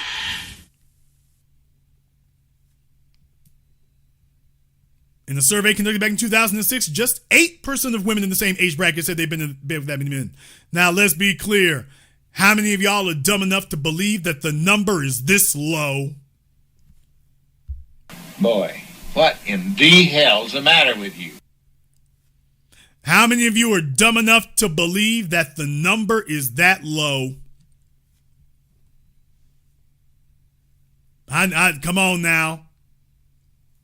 This is where you're supposed to stop being stupid. How many of you are actually gullible enough and dumb enough to believe that these females were honest? That is, first of all, it's more than 29%. Put that number closer to 50%. And if she's admitting to the 10, then the number is closer to 20. At least 20. If they are admitting to this thing here says at least 10 different men. Okay, that tells you the number is at least 20, most likely even more. So you can put it 20 to 30. You can put it at 20 to 30. Fellas, I know you have been misinformed by high value vitriol and all this stuff out here that didn't really explain it to you in a practical manner in which you could use it, because that was not the goal of the folks setting up their YouTube channels. They don't know how to use it. I'm telling you how to use it. I'm telling you what it is. Fellas, if it's a war, then it is a war of attrition. You need to stop being so damn dog-ass desperate for a bedmate tonight that you're willing to say anything to get it. And that if she starts talking about marriage, she's already gotten you to back down. I'm telling you all that women are much more concerned, obviously, about the benefits that they receive. And the reason why Leo DiCaprio is so important, and I keep raising him as a topic here, is because every female that gets with Leo DiCaprio knows he ain't trying to marry nobody, baby. It's just your turn. And what they're showing you is that nobody is willing to pass up their ticket to ride. Men are being punked and bullied into submission. When Leo is showing you every day, dude, he's laying it on the bricks. Everybody knows what the deal is. He's not offering them a lifetime. She's like, hey, I'll do whatever it takes to get my... If he's only going to date you for a year or two, she's like, nah, I want my 2 years. I want my 2 years. She's like, hey, I'm 24 years old. I can give up 2 years. I'll be 26. I'll never get a chance to say that I dated Leo DiCaprio again. I'll never get that. I can always go back to one of you lame ass niggas working at FedEx. I can always go to you. I will never get another opportunity to go to the French Riviera, to go to Monaco, to go to Cancun with Leo DiCaprio. I'll never get a second chance to do that. So let it ride. Well, you're only going to get a year or two. Well, give me my damn 2 years. Give me my 2 years. Fellas do not want to accept that because you're the ones trying to land the field. Baby, you need to be committing. It's the males out here acting like a damn daytime soap opera. You need to commit. She don't need to do the damn thing. Let her sit there and be exactly what the hell she is. Okay, you're the one who needs to change. So you know what, ma'am? Yeah, all that non-committal stuff when you're in your 20s, keep that energy. Keep that energy.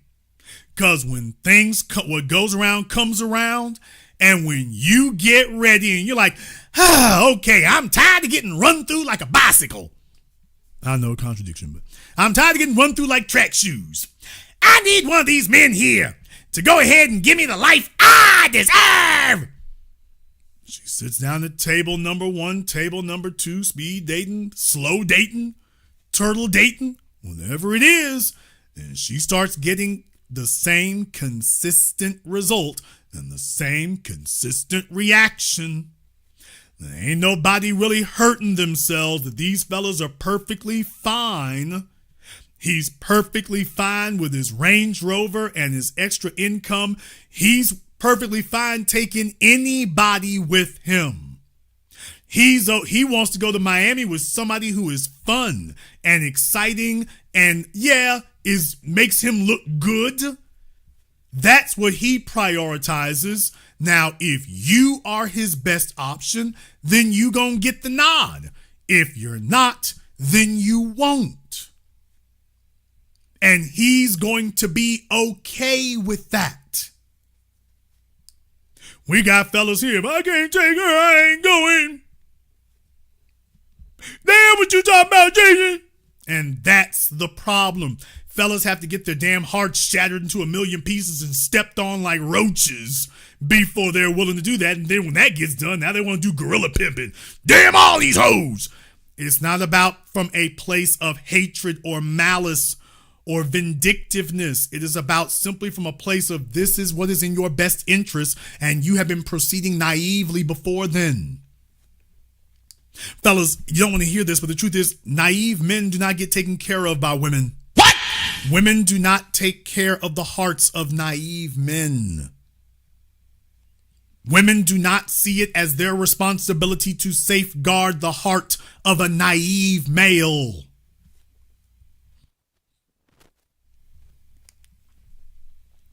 Women see naivete as a weakness.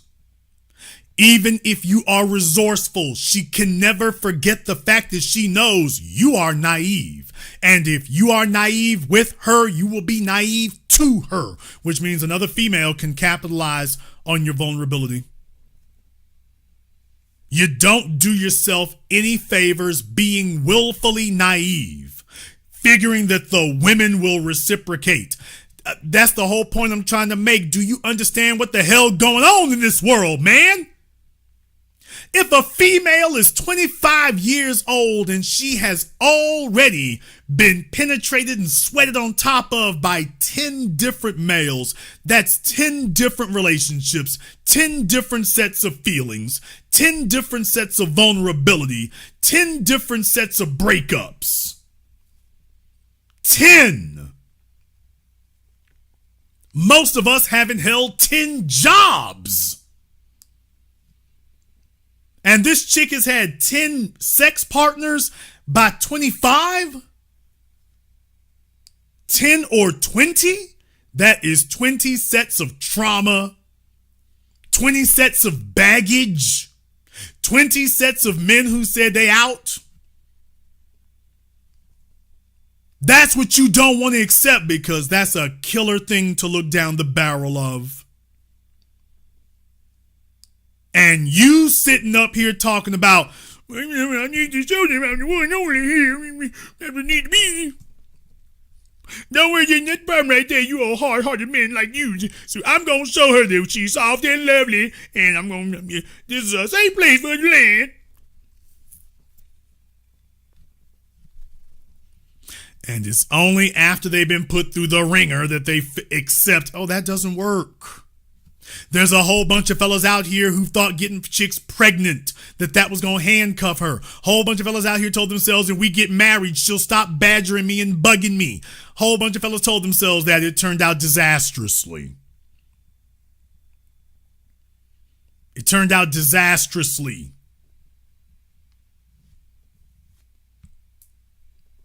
And fellas will sit up here and confirm that everything I'm saying right here tonight is accurate, but then they'll turn right around and offer these women lifelong commitments and every damn thing else.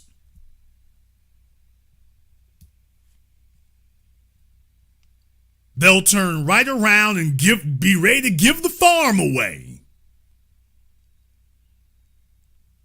That's the reason that you've got more of the Shannon Sharpes out here and now the Bill Bellichics.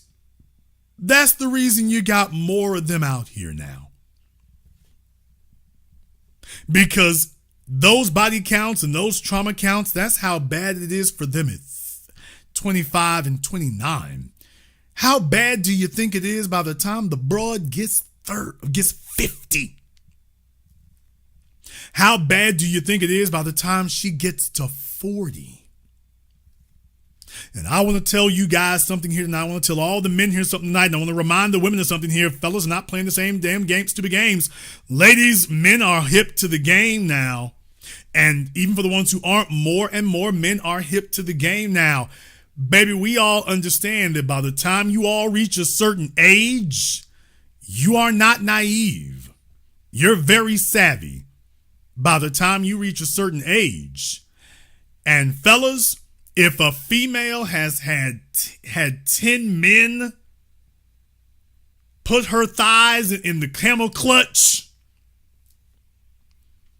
I'm just letting you know, there's very little chance, unless you are an exceptional male, and fellas, you want to tell yourselves you're exceptional, you already know, if you are not well known by more than 10,000 people, and you don't make $500,000 or more, you are not exceptional.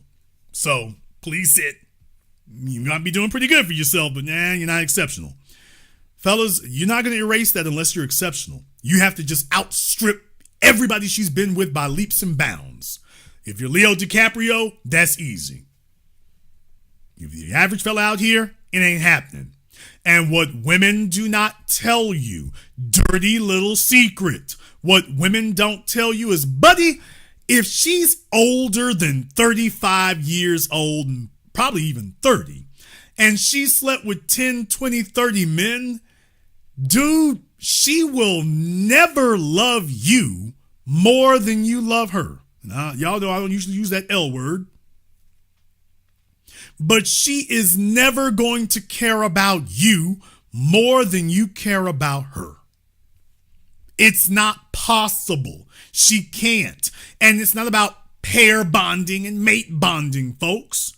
What I'm saying is that she's already had this emotional high, this emotional peak with somebody else. And nostalgia is a son of a gun. She'll never experience that with anybody else unless the fella she's with is just exceptional. You would have to be exceptional to outstrip where she's been. So she's already had that nostalgic high once in a lifetime, the first time she's been there. By the time she gets to you, with a body count of 20 or 30, you ain't got a snowball's chance in hell of matching the emotional roller coaster she's been on before you. You can't match that. High school sweetheart, college sweetheart, first job. When she comes to you, her mission is now to fool you into thinking that she cares about you even as much as you care about her. And the bottom line is, fellas don't test for whether or not she cares as much, much less if she cares more, which is the real essential ingredient. The majority of men today who are married, the woman that they're married to would not die for them. She will say it as a slogan. But did you ever notice that at no time has she ever put herself in a life or death situation? What? Oh, you're not going to like what I'm going to say here again, because this is what rips the damn Band-Aid off and exposes the evil, ugly, eczema-covered underbelly. But I got to go there with it. Hives and all. Fellas, I meant what I just said. If your female has not demonstrated that she is willing to go into a life or death situation, do you understand? That's not accidental. That's not playing it safe. You bragging because you got a chick who won't throw no hands with another female over you. Now, she'll fight another broad over a wig or some makeup at Sephora. Auntie, chill! But she'll be quick to tell you what she ain't gonna do for you. But she expects you to be willing to jump in front of bullets at a moment's notice. And you gonna jump in front of bullets for a female who would not raise her hand in anger to another woman. Let me explain something to y'all right now. To all you sissified ass mama's boys. I ain't no mama's boy, that's you. Let me explain something to you. Y'all know damn well as teenagers, your mama would have thrown hands with a broad, even your girlfriend if she got raw with you. Y'all know damn well, for the ones of you who was raised by real ones, your mama wouldn't have done that. She would not let another female talk reckless to her son. She'd be ready to lay your little hot ass gal out in that damn kitchen. You don't talk to my son that way. And I ain't gonna talk about y'all's grandmamas. If your grandmamas was still in their prime and the hip hadn't gone out and whatnot and the arthritis wasn't getting to them, oh, grandmama gonna break off this table leg over here. You don't talk to my grandson like that. You don't put your hands on my grandson. Little gal, I don't give a damn where you from. You don't put your hands on my son. You don't put your hands on my grandson. You don't do that. And give that little heifer a certified John Wayne ass whooping. Now that's what the hell I'm talking about there. Y'all are sitting up here letting females talking about she making a lifelong commitment and she would never raise a hand on your behalf. She would never raise one. It ain't gonna happen. Under any circumstances. She ain't gonna do it. Now that's the one you made a lifelong commitment to and telling Jason Black he's stupid. That's toxic, Jason. Why would you want a female fighting over you? And then I'm like, okay, nigga, and just understand that's how hard she fights over you is how hard she gonna fight for you. And that's why your goofy ass is gonna end up in divorce court. Just remember that's a self-fulfilling prophecy. If she looks you in your face and tells you about what she ain't gonna do, if you sit there and obviously see she's not gonna do that, well, don't worry. When things get tough or if there's a hard time, trust me, she ain't gonna fight over that neither. She ain't gonna fight over that neither. Now, I'm not saying you keep some crazy psychotic broad around you here. That's not what I'm saying. I'm not saying you keep a chick around you who you scared you might wake up one night and she's standing over you with a butcher knife talking about should I not. What I am saying though is that, by the way, if a woman is making it very clear that she would never enter a life or death situation, if you've seen times where she should have done that and she simply didn't, you need to understand what she's telling you is I do not care about you more than I care about myself. Now, if that's the nature of y'all's relationship, here's the test for you. You just need to say that to her. Go no further for her than she's willing to go for you. If she's not willing to throw hands over you, let her know, baby, I'll do anything for you, except throw hands. I ain't fighting no nigga over you now. That's a whole different thing right there. She's like, I don't think you should be fighting men over me. That's right. If your ass get mugged, I ain't really trying to fight with. Wait a minute, nigga, what?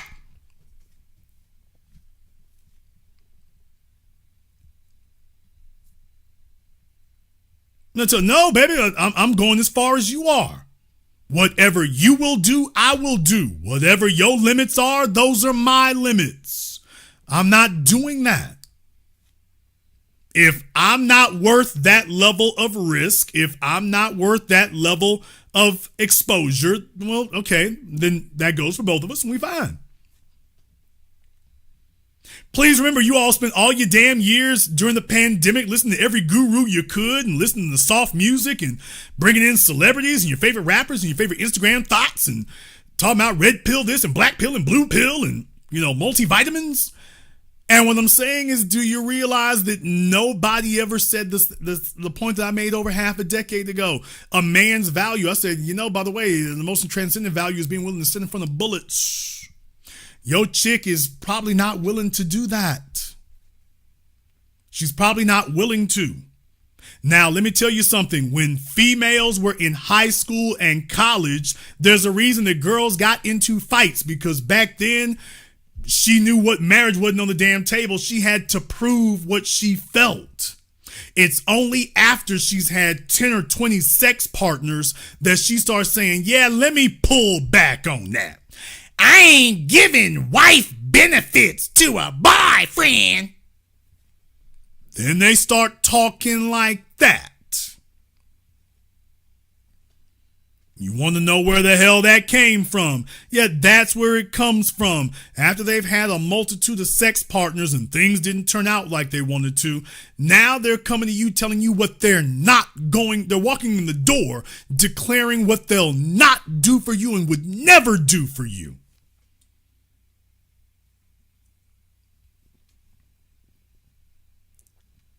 You got fellas in here that y'all got hoes who straight threw down with a broad in the middle of the front yard. You got fellas in here, y'all got chicks who, threw down chunking hands with a broad in the middle of the damn front yard.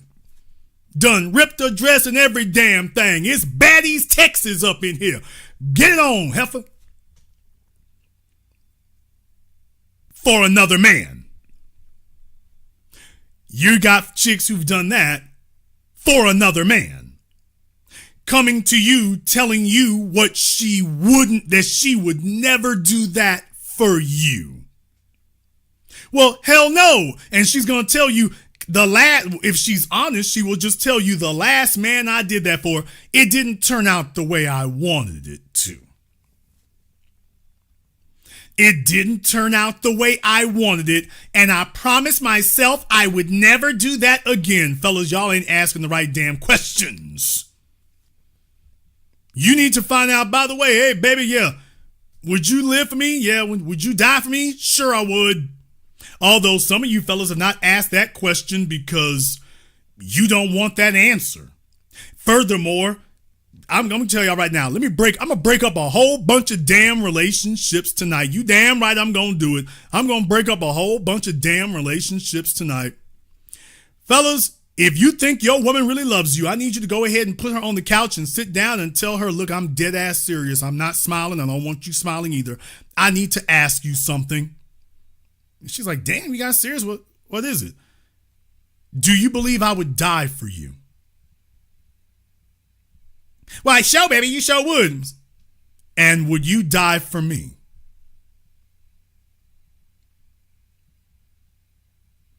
Glad that you know I would die for you. Would you die for me? Fellas, you need to look that broad in her eyes. Go ahead and look her in her eyes and see if, now for most of them, they're going to say yes, which means you're going to have to go further. I'm going to get to that in just a moment here. I'm going to break up a whole bunch of marriages and relationships tonight. Needs to go a little bit further, but you ask her, would you die for me? And if she says yes, you look her in her eyes and see if she's telling the truth. See if you see honesty there. Or if you see somebody just saying what she thinks you want to hear. You know the damn difference. Now, you're expected to literally die for her, but if you ask about her dying for you, all of a sudden she looks unsure. She's hesitant. It's a hypothetical. She's not really clear about it. Then you need to go ahead and give her the damn scenario. You need to give her the damn scenario. Please understand, if your woman is really down for you like that, she's supposed to crash out. If she's not willing to do that, nigga, that's your answer. That's your answer. Right there. Right there. You need to ask her if another chick ran up on me in public. And then some of y'all need to think about that.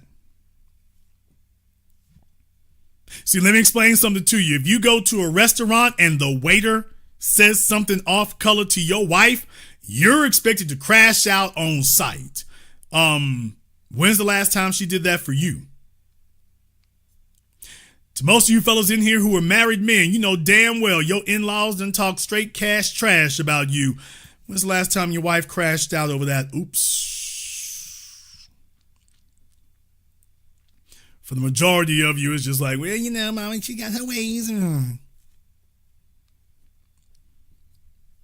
I'm not supposed to remind you of that. I'm not supposed to remind you of that. See, that's a result of having too many men and too many experiences. She's unwilling to do that because she has tried to extend herself and give that extent of commitment before. She was willing to do it for the little high school dude, maybe the college dude. Man, when she's 20, 30, 40 bodies in, she ain't dying for nobody but herself. Y'all need to stop lying to yourselves about these chicks. Dude, it's simple math. If your broad is 20, 30, 40 bodies in, nigga, she's not dying for nobody. Probably not even the kids. Only person she's gonna fight for is herself. She's not fighting for the rest of you. You all are here to fight for her, to reassure her. And she pats you on the back because, oh, you doing great. Okay, but she's not reciprocating. And that should be a masterful insult to you. You buying cars and houses and putting folk on health insurance who are bragging about what they would never do for you that they did for another man. Now, she did this for somebody else, but she's like, you know, I'm not going to do this for you. That is the reason that women in their 40s and 50s, the men have started to check out across the board. And they're just saying, you know what, screw it. I'd rather gamble on a 24-year-old than know what I'm getting from a 54-year-old or a 44-year-old, maybe even a 34-year-old. That's the reason it's happening. That's why. Oh yeah, one more thing. You already know this. There's nothing I just said that you didn't already know. You already know it. You already get it.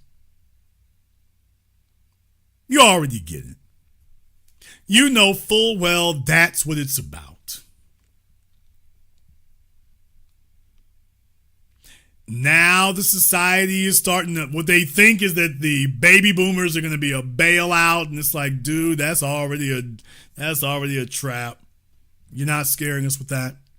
Fellas, do not sit up here and get scared. Don't go chasing. Don't sit up here worrying. These other YouTube channels that don't even know how to analyze these things strategically, you can listen to it if you want to.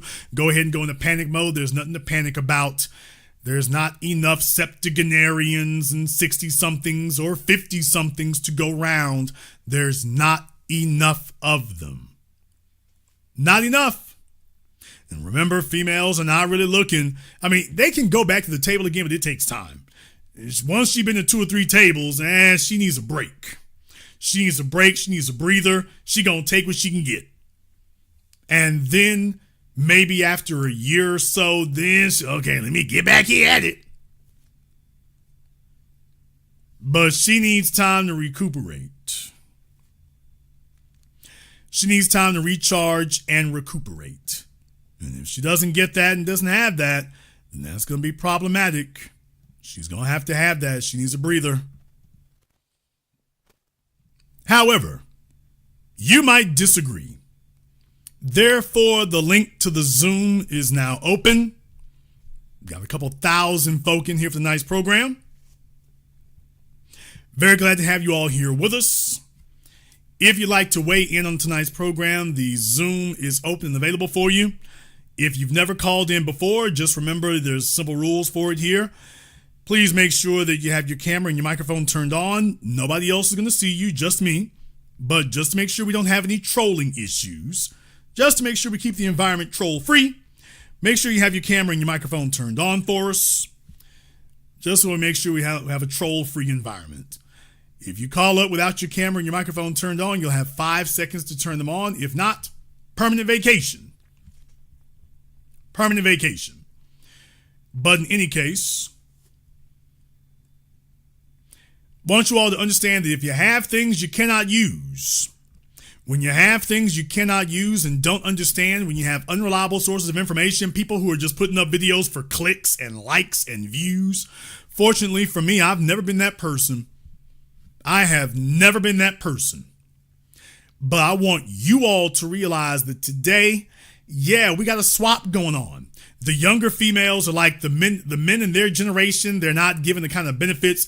Let me go get an older guy who is more subservient, more desperate, more suggestible, more pliable. So what they're showing is you're winning. I need you to understand that. They're showing that, you're winning. But the winning move is when you're winning, you keep going. When you're winning, you keep going. And that's when things switch the other way, which is what it's going on now, to be totally honest. But the women are going to tell their friends what they won't do. Women get up every day talking to some girlfriend who's doing something exactly what she said she was never going to do. She's back with a fella she said she was never going to be around again. She's doing something with dudes she promised she was never going to do again. And there she is. But you don't have power when you're constantly looking to give it away. You don't have power when you're constantly looking to leverage it out. You don't have power when you don't believe you have anything, or that your goal is to become as valuable as you can be and as resourceful as you can be and productive as you can be, and that you're here to play nigger claws and drop it off with the first female who sits up here and bats her eyes at you. Fellas, women can see. Another reason that males should have lots of experience with females, and maybe not even necessarily lots of sex, but you need to have lots of time around females who actually want to spend time around you, is because women can look in your eyes. They can see when you don't spend much time around women. They can see when you're not used to that. They can see when you're not comfortable in your own skin. They can see when you're all nervous and uptight. They can see when she's more outgoing and more in command than you are. You only gain that through experience. You can't read that from a textbook. You don't get experience with women from a textbook. You get experience from women by experience with women. That's where you get it. If you don't have it, women can see it in your eyes. She can see it in your body language. She can see it in how you're sitting, where your hands are, how you respond. She can see. She can see. And the only way to deal with that hole in your armor is to not have any holes in your armor.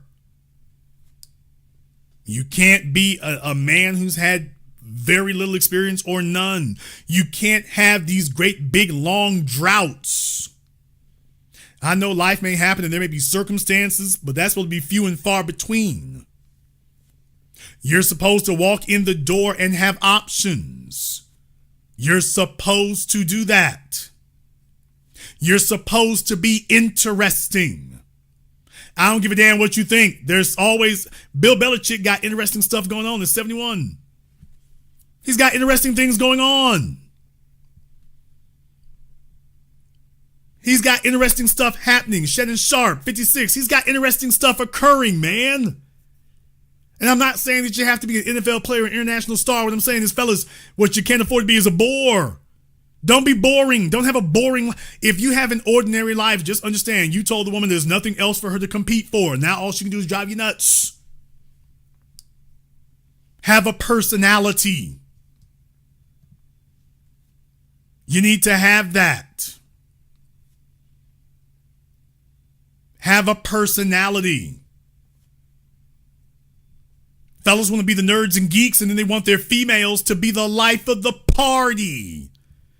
They want the women to be the interesting one. That's the crazy part. Fellas want the females to be the interesting one. What I'm saying is that, hey, dude, if she's more interesting than you, more galvanizing, more capable, if she's more exciting than you, if her life is more interesting and more remarkable than yours, then what the hell have you given her to compete for or work for? She's doing you the favor. She's doing you the favor. On account of the fact that she's like, man, without me, you'd be just that little boring Poindexter back in the damn corner of the room. I'm doing you a favor by being here. And that's why I've always taught you all that being an alpha is not strictly financial. Financial, physical, social, emotional. Having that balance. And that's why going into social situations is so important, to demonstrate that you're versatile. The reason for having a party boat, people, is one reason only, just one. As a man, you need to be able to demonstrate that you are where the action is. Please understand that action is one of those critical intangibles. Any man can make money. Very few men can change the world around them. That's the difference. And you're looking for that. Everyone is looking for that. Every female, the children, jobs, everyone is looking for that. If you're the boring dude who's not able to make anything move and you're endlessly boring, just understand that comes at a cost. That comes at a cost.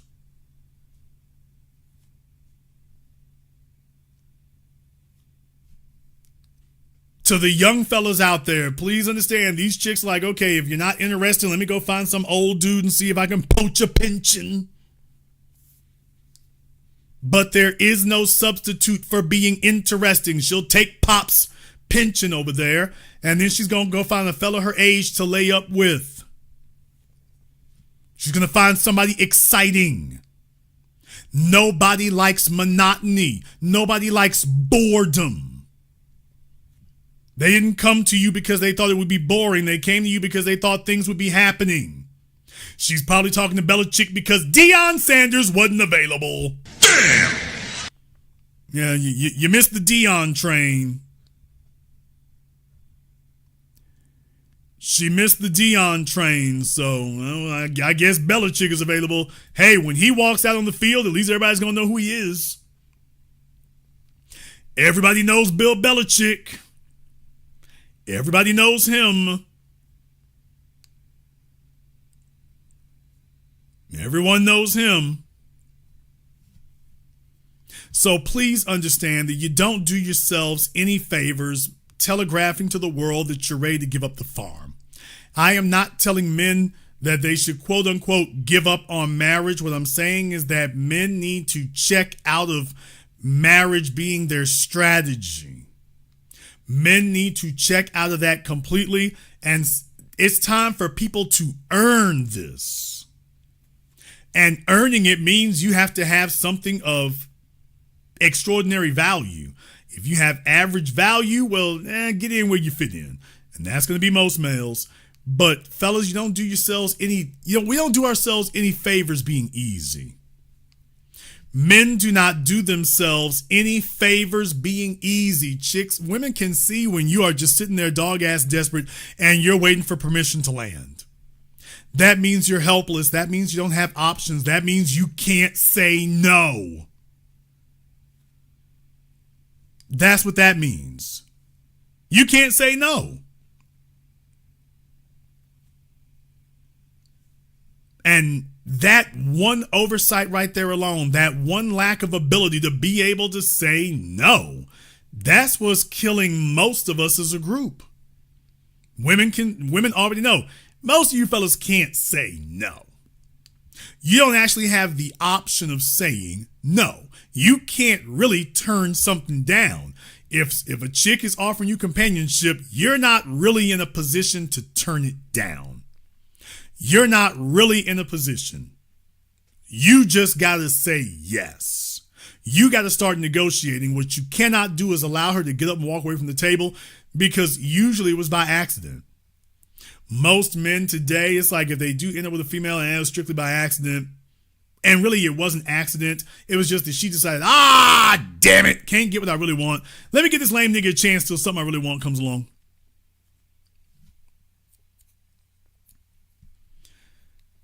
In the chat room, not only should marriage not be the end-all be-all, I don't even think it should be brought up. Not by men. And if women bring it up, first of all, as men, you're supposed to shut that down before you even get started. You're supposed to shut that down before you even get started. It should be understood. You have extraordinary capability, extraordinary resourcefulness, extraordinary ability, but that, yeah, you cool right now where you at. And you should say it in no uncertain terms. Yeah, I'm good where I'm at. I'm good with that. You should say it like that. And if most men did, that would transform and change the society. The problem is that most men are afraid to say that because most men go to bed alone and lonely. And so they're hearing me say that and they're saying in their heads, damn, what he talking about. But by the way, if you actually got the cards on your side of the table, you're able to say no. Another thing is that's what you fellas really want. What? See, we're not allowed to be honest about this. Too many men are not allowed to be honest, or they're not willing to be honest. The truth of the matter is, a man's not looking for an older female like that, and he's looking for more than one. If men had their real options, they would have more than one female. They would not have just one. Oh yeah, and they would be able to tell you out and out in the open that they're not exclusive. If men told the truth, that's what they would say. But they don't feel like they can tell the truth either. They don't feel they can tell the truth. They're afraid to say what they really think, what they really feel. So they're like, man, well, let me see if I can get one and then settle down for life. You notice these fellas get older, the last thing they do is do that one again. Now, if that's how they really felt the whole damn time, why is it that once they got older, once they got into a position where they can have multiple younger females, if having some 50-year-old or 40-year-old is what men really wanted, then why is it that as soon as they have the chance to get more than one younger female, they leap on it? Why is that? If what these men are telling you is really real. If men were being honest with women when they say that, I'm talking about the simplified, saggy ass simps. If they really meant that, then why is it that as soon as they get real options, they jump on them? Why is that? Just a thought. All right, I have folks going in and out over here on Zoom. Let me get somebody I know is going to be here on Zoom. I got Brother Elijah over here on Zoom. All right, waiting for Brother Elijah to get his Zimbabwe broadband going. You hear me, big brother? All right, brother, what's on your mind? Hey, good evening, big brother. All right. Yeah, excellent. Excellent broadcast tonight, man, as usual. Nothing less but the best from you. Hey, brother, you know, this funny, when you're talking about Shannon Sharpe, when you're talking about gentlemen like Leonardo DiCaprio, or when you're talking about Mr. Bill Bellichic, I have this perspective. I want to stick with the Shannon Sharpe because he was heavily beating that situation down. And it brought me back. There's I'm not promoting anybody's shows on here, but there is a dating show on YouTube, and it's really strictly for Black women, okay? Black women and Black men, all right, to find love and this and that. Every time you would see a qualified brother, I'm just using them, and I say AKA like the Shannon Sharpe. They come in, they got the career going, they got the body right, they got the money right.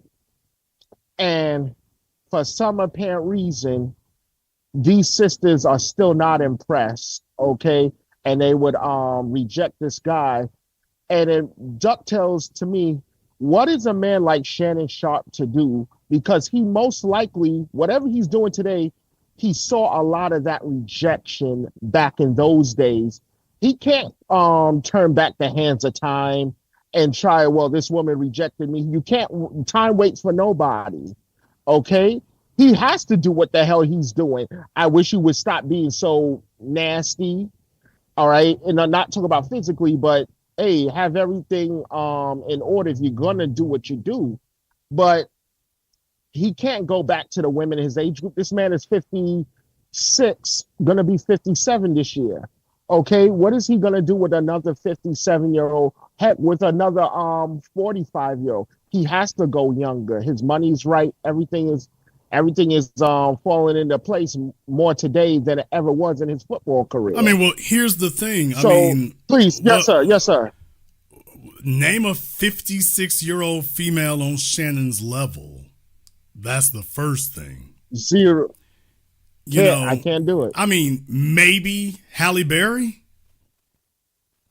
Halle Berry is still single out there, but the real thing is Halle Berry literally went to the nation's capital. I did that program here. Literally went to the nation's capital having a protest for women who are post-menopausal. What? Yes. People, I ain't lying. For those of you who are here, you remember I did that program. Halle Berry went to the damn nation's capital on the Capitol steps to do a demonstration advocating for menopause. Ladies, let me explain something to you. I know you're trying to destigmatize things because you are trying to maintain your viability as long as you can, and I get it. But I need you all to understand there's a problem with that M word. When you say menopausal, please understand that word means one thing. It means two words. The end. And that's what it means. What you're telling a man is there are no possibilities here. Now, when he's young and doesn't want to make a quote unquote mistake, all right, I guess ruling that out is a benefit. But what you've also told him is that there's no need for him to do anything else. He's gotten everything he's going to get. So when y'all think menopause is a flex, you're thinking back to your young 20 slutty days. You think it's usually some chick that had 4-5 kids. Talking about, okay, well now the shop isn't closed, the shop is run out.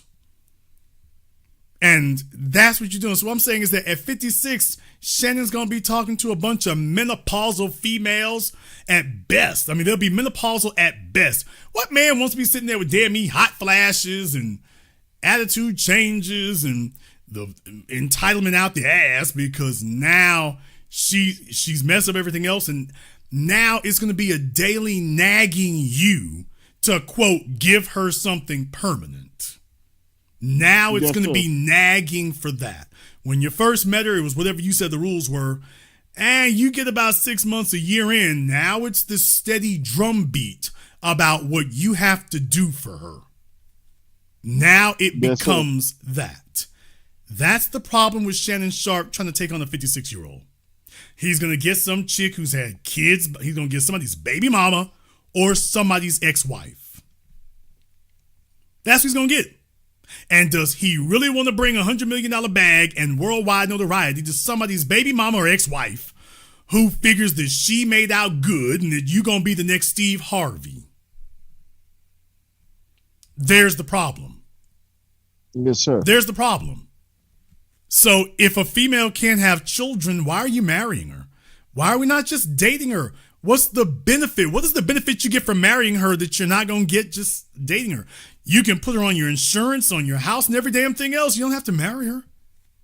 There's nothing you can do with her single that you cannot, if you choose to, do with her married. Or there's nothing you can do with her married that you can't do with her single if you want to. So what is the insecurity in you that you feel you have to do that? And if you were honest, what you would say is, I'm scared she's the last train leaving. I've never really had options like that. And I think she likes me. Yes, sir. And then look, to add to your point, big brother, it's funny that you mentioned Holly Berry. The funny thing is she started off with if we're gonna play, because we know he can't do nothing with her. I'll just take the age alone. She started off with black, and then she ended up with white. We made her a hot commodity, and then the whites out there saw her and they snatched her up, and then they've been dogging that woman ever since. Just using that as an example. So again, what kind of options, especially who could be more hotter, when he was coming up than a Holly Berry? What kind of options would that man really have realistically? He has no options as far as dating in this type of pool. So he has to go for the young and dumb ones. I don't know about young and dumb necessarily, because here's the issue. Yes, sir. That chick who wrangled Shannon was pretty damn slick. Yeah. I mean, bro, we don't have a bunch. I've been telling y'all for years. When I was the guy who made the phrase that there are no good girls. They're all bad.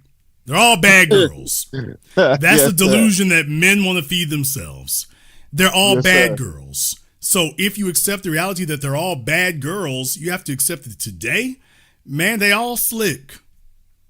Men are the ones who want to believe that the little quiet girl with the glasses in the corner, oh, she's reclusive. And so if men approach her, she's just too shy. And if I can just bring her out of her shell, well, I'm the only one who's been able to do it. So her shyness guarantee, or should I say her softness and reclusiveness guarantees that she hadn't had a bunch of news. Now, when you get older, you realize the damn quiet ones with the glasses, they're the ones who say yes. They say it real quiet, but they say yes. And deal with it, nigga. Yes, sir. So when you shed your naivete, then it goes differently. When you shed that naivete, you're the ones who want to believe that. You want to believe the little bookworm, one of the educated hoes. You're the ones who want to believe that. You want to believe nobody else has been able to get it, or she's not out there like the others. When in reality, she just doesn't want to be high key about it. She's low key. Yes, low sir. key does not mean that the song isn't playing. It just means it's playing low. Yes, sir. But the song is still playing. So males are desperate, and then they start telling themselves lies instead of looking at reality. Instead of looking at reality. And every female dreams of being some sex goddess and some sex vixen who can just get men to bend at her whim, because she gets it. I've explained to y'all before. Women, when they see it, when they're in their primes, they get a response from men, and this visceral, primal reaction from men that they don't get anywhere else. They never see that again for the rest of their lives. They spend the rest of their lives trying to recapture that because it's special. When you are young and you got men competing for you, you got only the best. And after that, you see the damn options just go downhill. And what you realize is you've never been able to achieve that quality again. You're an athlete who fell off. Yes, sir. So their job is to convince you that they are different, because they know, even if it's a lie, they know that that's what you're looking for. So even if she has to lie about it, they know what men want. They know. Yes, sir. What they tell themselves is, I can do what I want and there will be no consequences. And so long as a female can get out here, slut it through the streets, rack up 4-5 kids by 4-5 different dudes, and then come back later and find some 5'9", 260-pound fella who is willing to take her off the market still. Just understand, as far as they're concerned, they're winning. Yes, sir. They're willing to accept that. Now, I didn't say she liked it. I didn't say she liked it. And that's why those guys end up with such disastrous results. But the truth is, as long as fellas are willing to be a bailout plan, if she can marry you for 5 or 10 years to make up for all the bad decisions she made before and put you on the hook, she'll go for it. Brother, we got as a lot of us men, we got a tough ride ahead of us. And with that being said, I'm going to land my plane right there. $1 big brother. This is The Biz. Thank you very much for giving us a call tonight. We appreciate that. Yes, sir. Yeah, there's a lot of fellas out here who still believe that they're good girls. Jocelyn in the chat room, why haven't you called up here? If you're attention whore, it's not a good look. Don't pretend to be curious about stuff here. Why don't you go ahead and give me a call, ma'am? Why don't you go ahead and give me a call? Let's just go ahead and put those misconceptions to bed, shall we? Let's just put them to sleep. Let's just put them to sleep.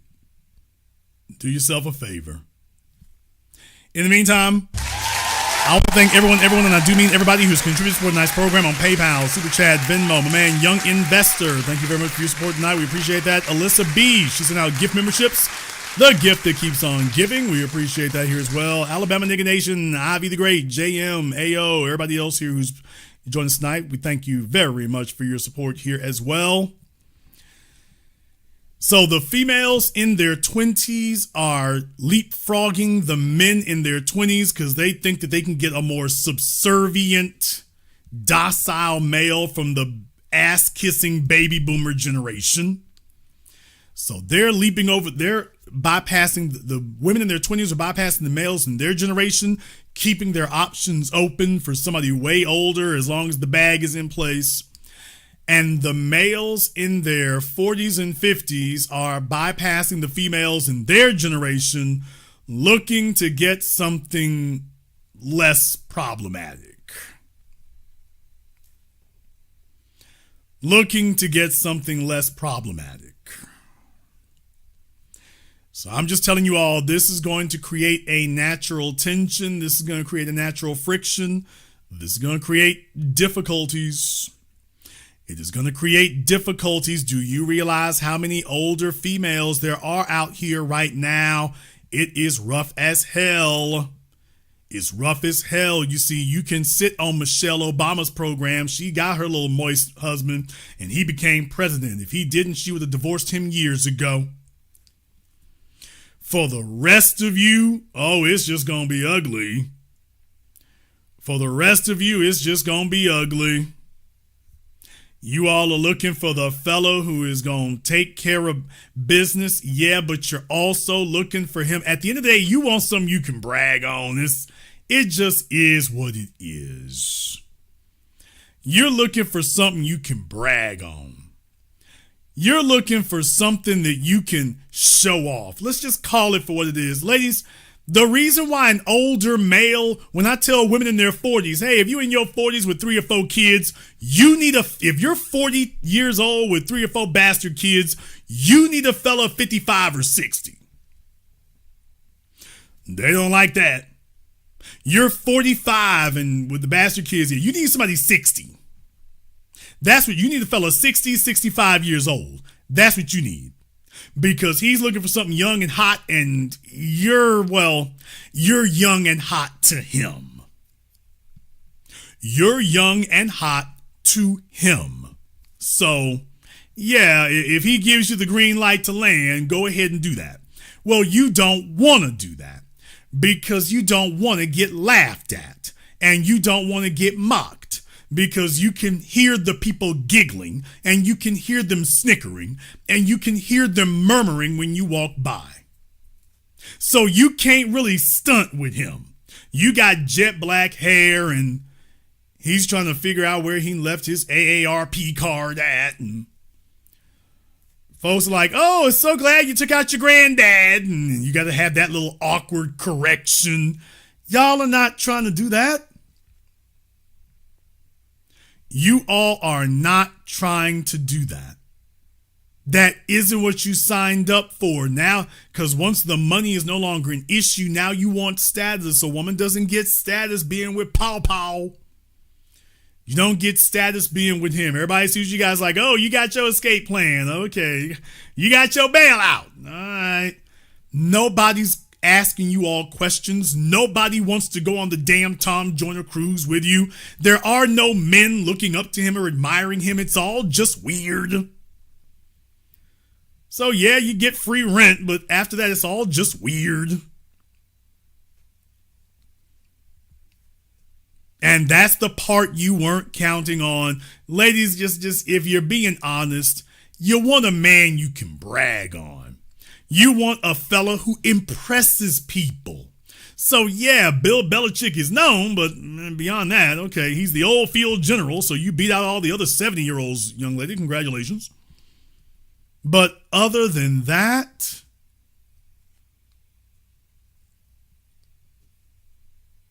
a woman wants a man who is impressive. She wants a man, and when she's with him, he's that dude. She wants that. She wants a fellow whose reputation speaks for itself. She wants that. She wants a fella, it doesn't take him 30 seconds to get out of his Bentley. Damn! You gotta make sure his knees are good and his knees are straight. We've all seen that old man get out thing. You gotta brace the damn A pillar and the B pillar and pull yourself out of the car. She's looking for a fellow who can get out of the car in under 10 seconds without having to put his hands on the car. That's what she's looking for. She's looking for a man who isn't obviously way older than her, so you don't have that embarrassment thing. Oh, you got your bailout. She's looking for that. She's looking for a man who can run with the established dudes and the young cats. She's looking for that. She's looking for the older fellow who doesn't have to run against the young dudes because he's already running circles around them and he can prove it right now. She's looking for that. That's impressive. That's impressive. That's what she's looking for. That's what she's looking for. She wants somebody who can impress people so she can show them, yeah, I got it all. It's all here. It's all here. Otherwise, people can clearly see it's a transaction. Otherwise, they can just see it's a transaction, and that's when the giggling starts and the murmuring. Now you don't want to go anywhere. You don't want to go anywhere. You don't want to do anything. You don't want to show them. You know, when females dig they dude, they always trying to show him. They're always trying to sneak him in there. They're always trying to do that. It's like, nigga, you ain't been seen nowhere. Oh, she good on you. She's good on you. Fellas, if she's not talking about what you do, what you've accomplished, you don't have any accomplishments. If you do and she's not talking about it, yeah, she's like, yeah, I'm interested in what I get. I'm just interested in what I get.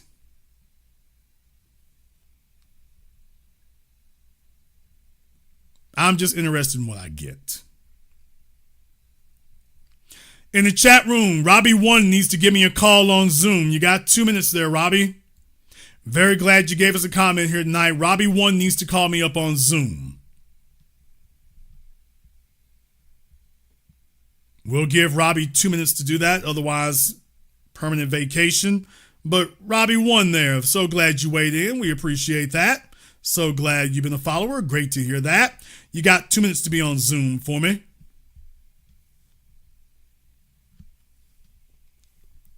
So I want everyone to understand there's a paradigm shift that's going on across society. It is going on here, and it will only increase. It will only increase because as men become more capable, they have become more comfortable. The other thing is that once a man reaches a certain level of status and income, he can create the world and the environment around him the way he wants it to. So that changes things. That changes things. That makes a real big difference. It makes a big difference when you realize that, by the way, that's the way they moving now.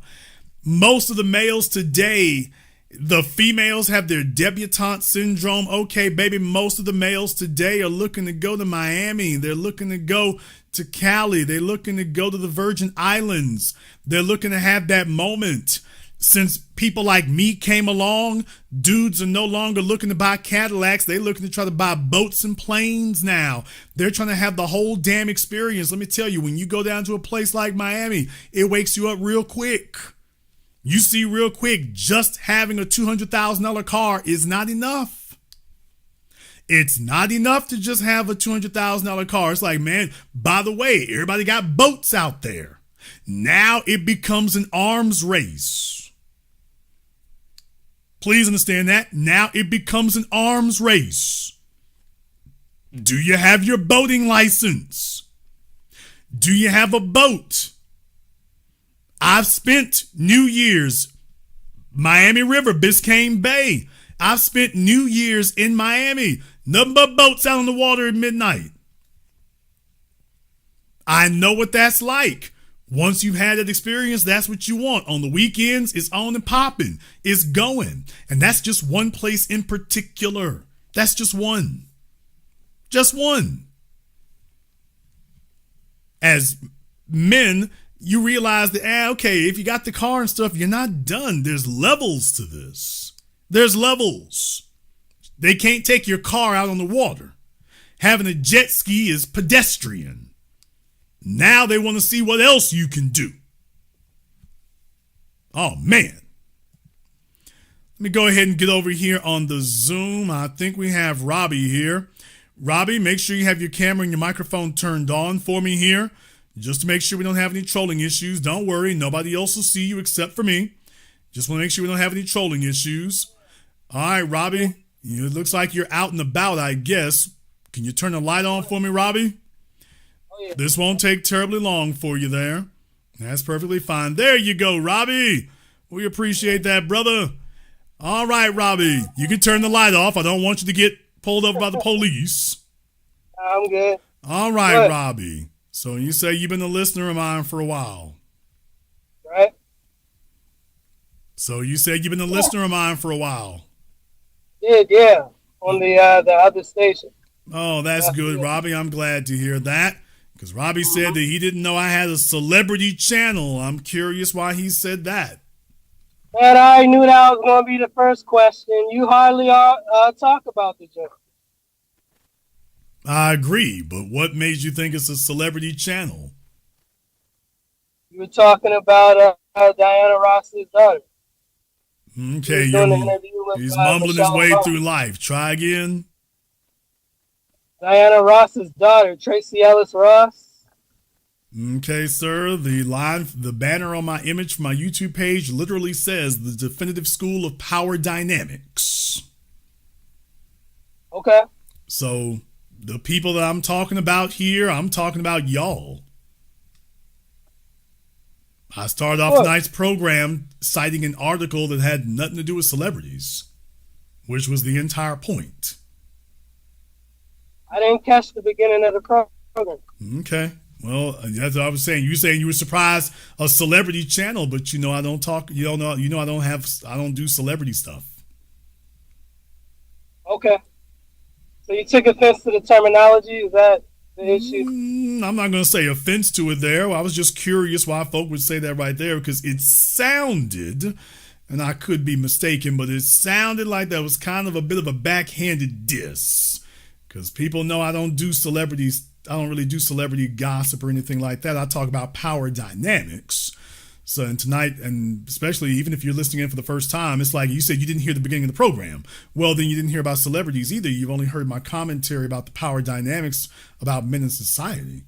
So you didn't hear that, and yet he said, celebrities. So I could be mistaken, but for a second there, and I could be mistaken, it sure just, it sounded like there might possibly be a little bit of a backhanded diss in there.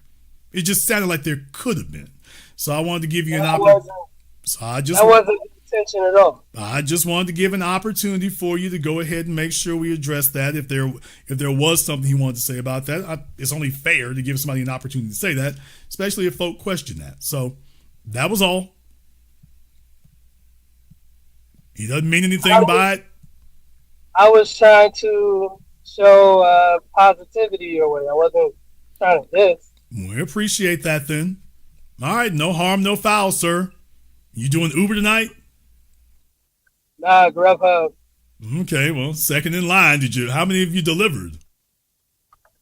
Like 10 so far.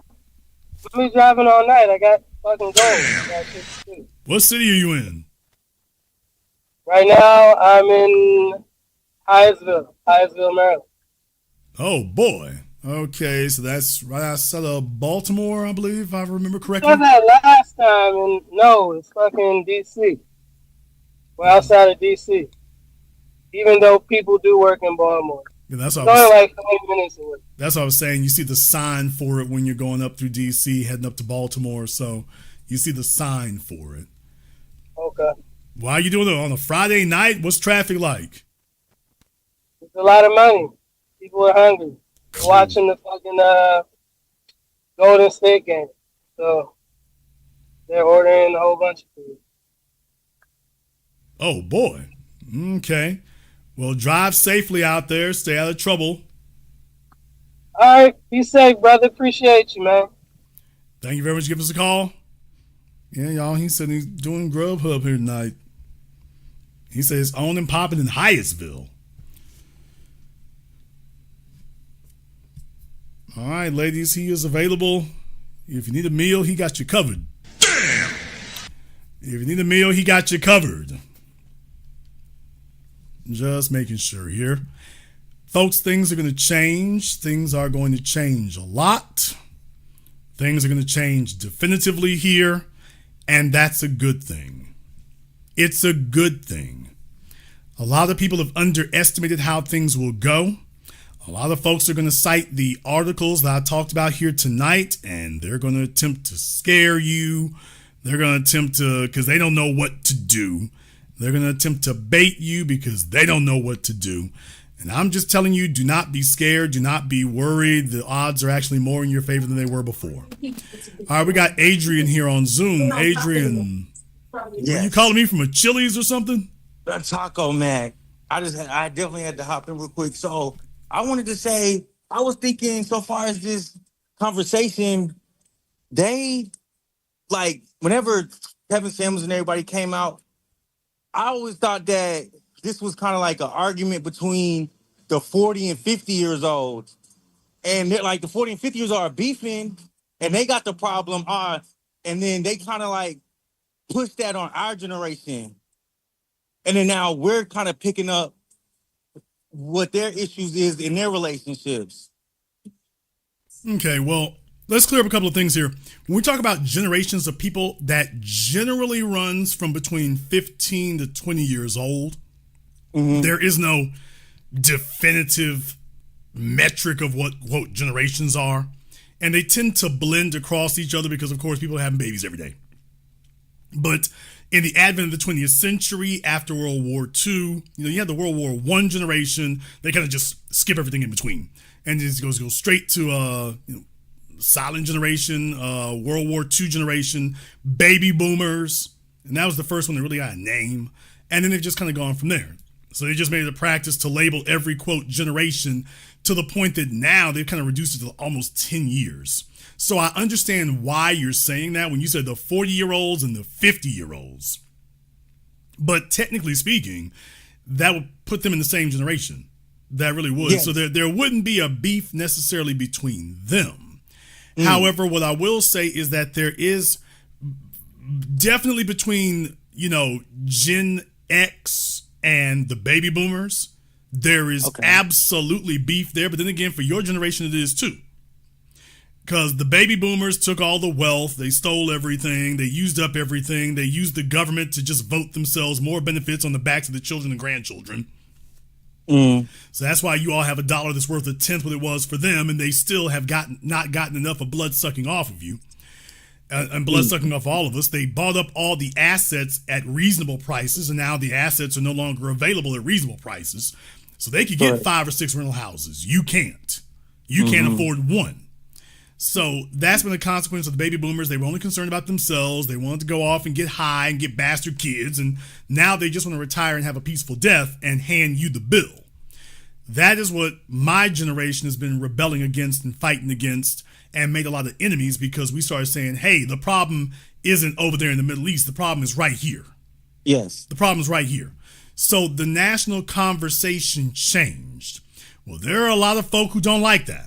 There are a lot of people who are very worried about that, because there are corporations, the government, they're depending on us to simply suck it up and accept the status quo and go along with the program with as little talking back as possible. Okay. Because they're expecting us to bail out the whole damn nation. Then you give up your future and I give up mine, and we bail them out of all this stupid stuff they've been doing. And what we're saying is, yeah, we're not going to do that. Also, there's been another thing that has been overlooked. The reason why you have a, quote, red pill movement today is because nobody wants to properly define it, because they've all been coy and shy about saying what the real issue is. The real issue is power dynamics. Yes. As a man, you do not feel powerful and you do not feel respected in this society today, because they're scared of you being empowered and respected. Correct. Because empowered men don't let themselves get taxation without representation. Empowered men do not go off to wars they don't believe in. Empowered men don't let corporations sell them bad cars and then the government protects the corporations after they do it. Empowered men do not let HOAs rape you. Yeah. Empowered men don't do that. Revolutions are not started by the women and the children. They're started by the men. Unless the men have been domesticated and have been made docile. Now you've been neutered. Now you're not a threat to the status quo. But there's one thing you can still do. You can't revolt, but you can still work. Now that you can do. And as long as you can do that, oh well, we'll take that and call that masculinity and get your ass back to work. And so the society has organized itself around the goal of dominating us and turning us into blank slates of servitude. You serve the government without question. You serve the schools without question. You serve some ungrateful, undeserving female without question. You serve back-talking kids without question. A media complex of disrespect without question. Stores that don't respect you without question. Everybody talks about Mother's Day, can't even remember there was a Father's Day. Things like that. That's what my generation began the fight against, and hopefully yours takes it up, because that's really what it's about, is that what good is it being alive if you're a damn servant and disrespected? All you're being told is about what you're going to give, and more importantly, what you're going to give up. But you're not being told, okay, what am I getting that's of equal value of what you're demanding of me? If I got to give everything, then damn it, shouldn't I be getting everything? Correct. And like how you said earlier, not gonna lie, I was completely ready to be kissing ass in marriage for sure. Like that was my idea of it. And then as you came along or whatever, and y'all start talking about like there's manipulation, like you're being manipulated. I was like, dang, like I don't want to go into this just saying yes and doing everything and just moving and stuff like that. And it really changed the whole dating game. But that's what I was saying, like in terms of the power dynamics in the relationship that y'all mentioned, it seemed as if the relationship beef or deterioration started at the top, and then y'all started speaking about it, and then we're like, we don't want no parts of that. And then so the men started bucking up, and now the women are finding older guys where they can be safe at, where it's like they can still have their way, like you had mentioned. I thought all that was powerful. Well, remember, this is a novel thing, okay? This is a conversation that wasn't occurring before now. For the majority of the last 40 years, you had this conversation dominated by Oprah on one hand and a media cable news complex on the other hand that despises you, with all of them brainwashing you in a really Orwellian fashion. It's really Orwellian. It's really, they're literally telling you how terrible you are, how awful you are, just because you're born. And that the only thing that can make you redeemable is serving and submitting to women without question. That the highest goal you can be called to is what you gonna do for any female who rolls up on you. And I do mean any. That's what they're trying to tell you. That's the highest goal that you can aspire to. And then my generation came along. We said, yeah, damn that. Damn that. Yeah, you want to know when that breaking point's going to happen? Yeah, it came right here. Yeah, we're through with that. That ain't working. That don't work for me, boss. That don't work for me. So that's the game changer. This is not a conversation that's been going on for 4 decades. It has been going on low key for the last 2 decades, and it really broke out in the last 5 years. So let me be clear. I think to a certain extent, these things have helped. The Kevin Samuels and hell, even the Fresh and Fits, to a certain extent, it has helped. I do not rubber stamp any of them. You all already know how I feel and what I've proven. But I'm just saying, as far as keeping that incubator of a conversation going, because even if I was the biggest, loudest voice out there, the media would still be distorting it and lying about things. So the real thing is making sure that the conversation is happening. Now, that's the most important thing. Now they're having to, the society is having to deal with that. They're having to deal with males who are like, you know what? Yeah, I'm cool being 30 with no kids. Notice, I didn't say 40 or 50. Y'all are saying, I'm cool being 30 with no kids. I'm all right. Because what they understand is if you could do that through the first 10 years of your adulthood, you can do it for the next 20. Now the fact that you are willing to do that sends shockwaves across the society. Because they told you that your job was to get up, get a job, find some female somewhere, be happy with what she laid next to you, make sure you have some kids, otherwise you ain't a real man, and then let them abuse you the rest of your life and you pay taxes and just suck it up. Then you start saying no. Yeah, I'm just going to sit here. I'm not going to do anything. No. And the lying down movement has slowed down the economy in China. The young people saying, yeah, I'm not trying to be no Foxconn slave making iPhones. That's good. That's good. You're doing that equivalent over here. And now they got to deal with you. Now what they're going to try to do, they're going to try to bully you and shame you and tell you that you're not a good man. And what I'm telling you is, you tell them, you damn right, I'm not a good one, I'm a smart one.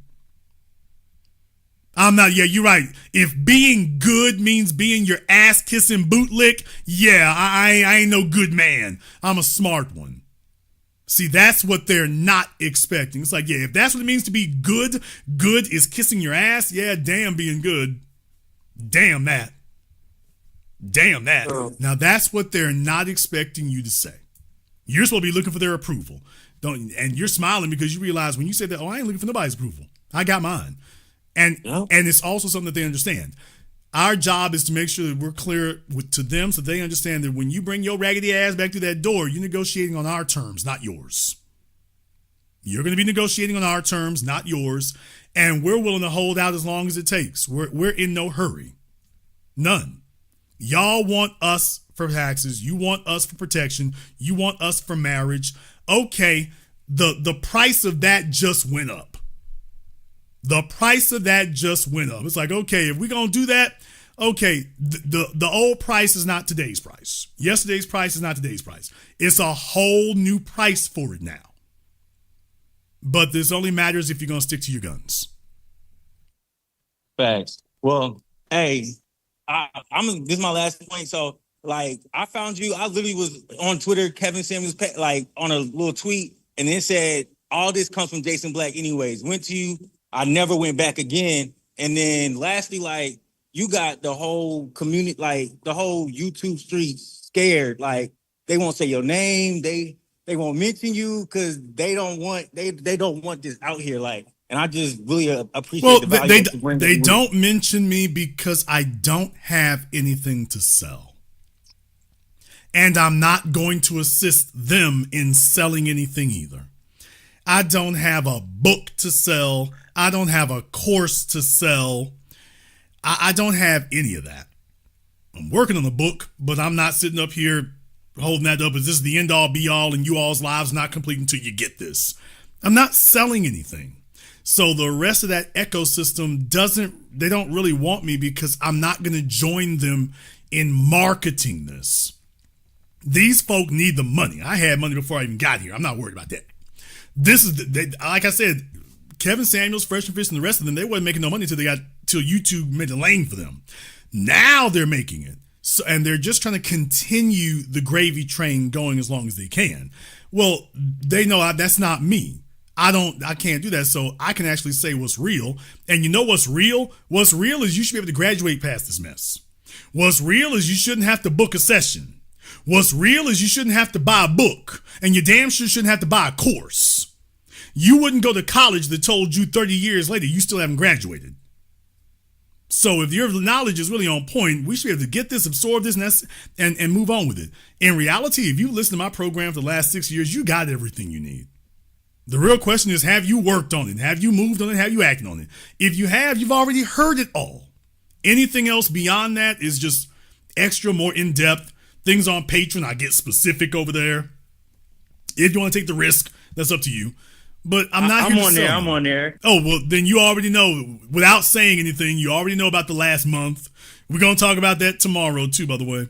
So for those of y'all who paid attention, you know what happened in the last month. Things are looking kind of good for you. Things are looking kind of good for you. Niggas is going to go trick it off, but it's looking kind of good for you now. Well, he's laughing his ass off, y'all. It's looking kind of good for him over there now. So now they're like, oh, hell. They ain't going to give me no respect, though. They ain't going to give it to me. They ain't going to give it to me. But in any case, like I say, and I'm used to it. And you know what? That's okay, too. That's okay, too, because eventually people are going to get tired of getting played. They're going to get tired of getting played, although masses usually don't. I think enough people will not, and all I'm looking for is an elite few, and that's what leads other people. That right there. Folks who want to be deceived, most people, they'll do that.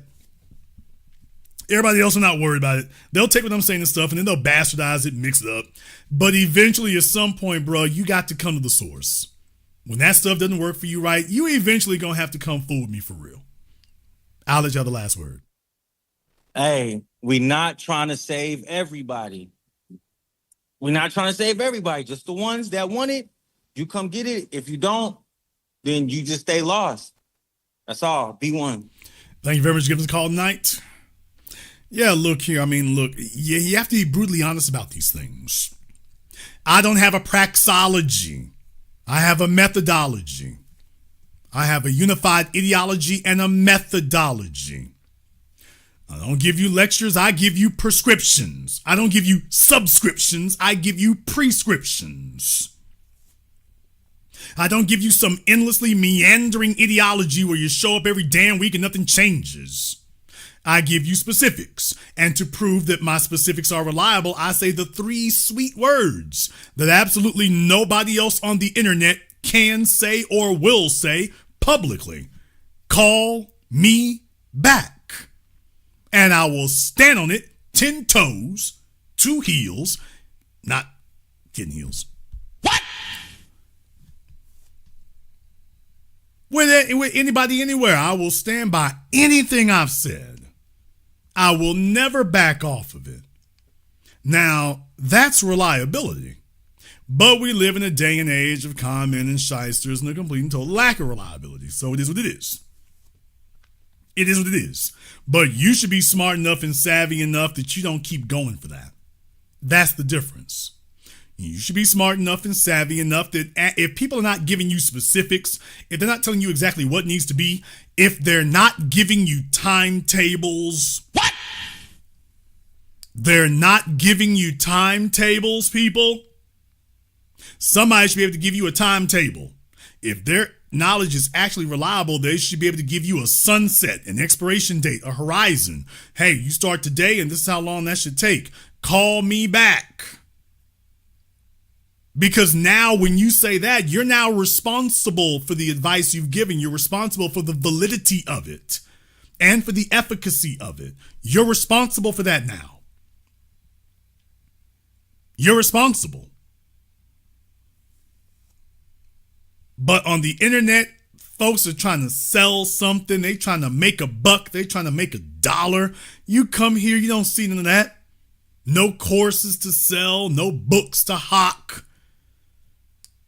I don't advertise no one-on-one anything. No, but I'm on you about real progress and it's everything you need. Okay, well, it separates the real from the phony, but you know what? That's good too. Look, we are never going to be a mass market product. I need y'all to understand that.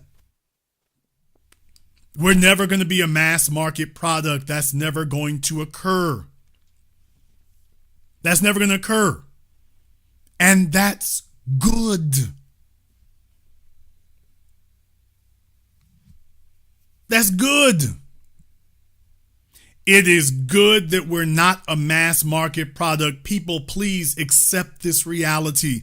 The majority of people are going to be born and live and die and never discover or find out, much less experience their true potential.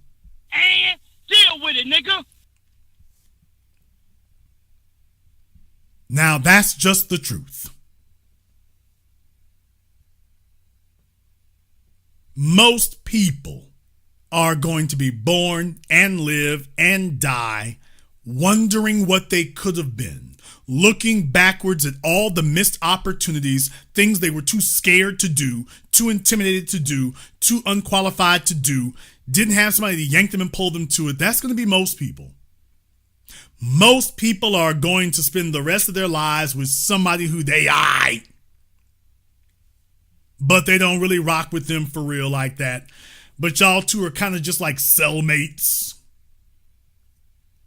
Most marriages, hell, and relationships in general are like being cellmates. You're not really enthusiastic about the person you're with. And let me tell you something. Let all these other folk lie to you. You need enthusiasm to get you to work 80 hours a week. If all you have is obligation, you're going to be looking for an exit ramp. If you feel like you're doing it because I gotta do it, you're going to be looking for an exit ramp. You're going to be looking for a way out. This isn't rewarding enough. You don't get gratification. Gratification matters more than money. If you really, really love what you're doing, it'll transcend money. It transcends hardship. You enjoy it. You really love it. You know why you're doing it, and you get fulfillment and gratification out of it. That's why when you have ungrateful people or you're just doing it because, well, we're with each other, that's why it depletes you. Because you don't really have that desire and that enthusiasm to get up and excel and go through the hardship and do all that extra.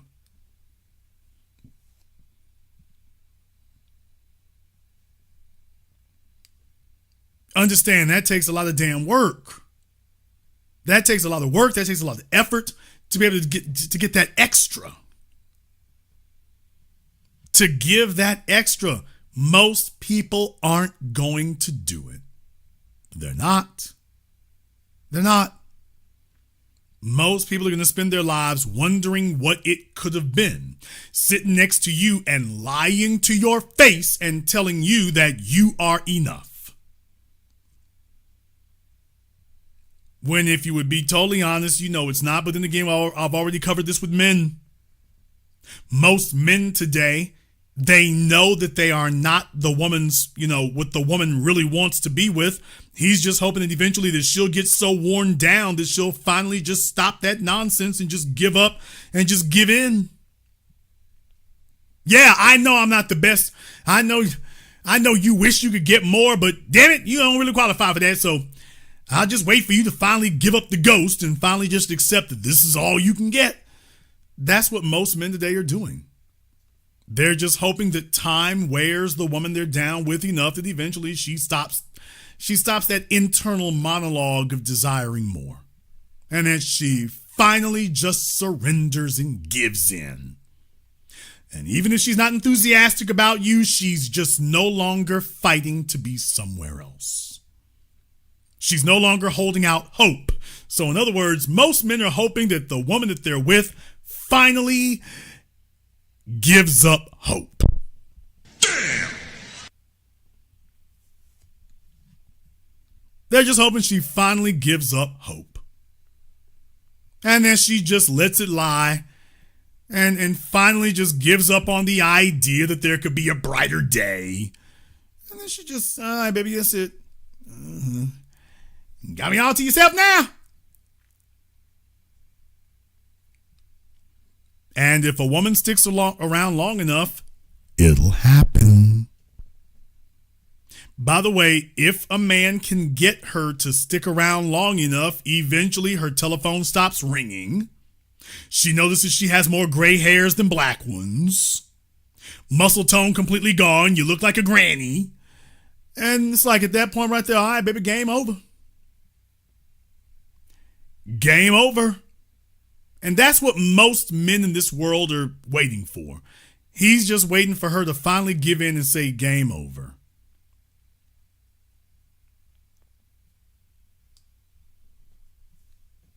He's not competitive, and he doesn't want her to be competitive because competitive women demand competitive men. And he's looking to sit on his ass, and okay. So, folks, we are never going to be a majority product, and that's fine. The majority of the population does not actually wish to excel. The majority of the population is mentally and emotionally defeated, either by their parents, the school, the society, the clergy, bad experiences, life in general. Most people have never done anything of any real significance. Most people are unwilling to suffer. They're unwilling to go through real hardship. The most hardship they've ever had is maybe a breakup or somebody in the family die. They haven't had something that they really aspired to do. It was their purpose for living. They committed their heart and their soul to it, and it came up short, or it got dashed, or they had it for a little bit and it got broken. That's not most people. The reason why you have your student loan epidemic among females is most females want to be average, which is why student loans are so easy to sell. It's an average product.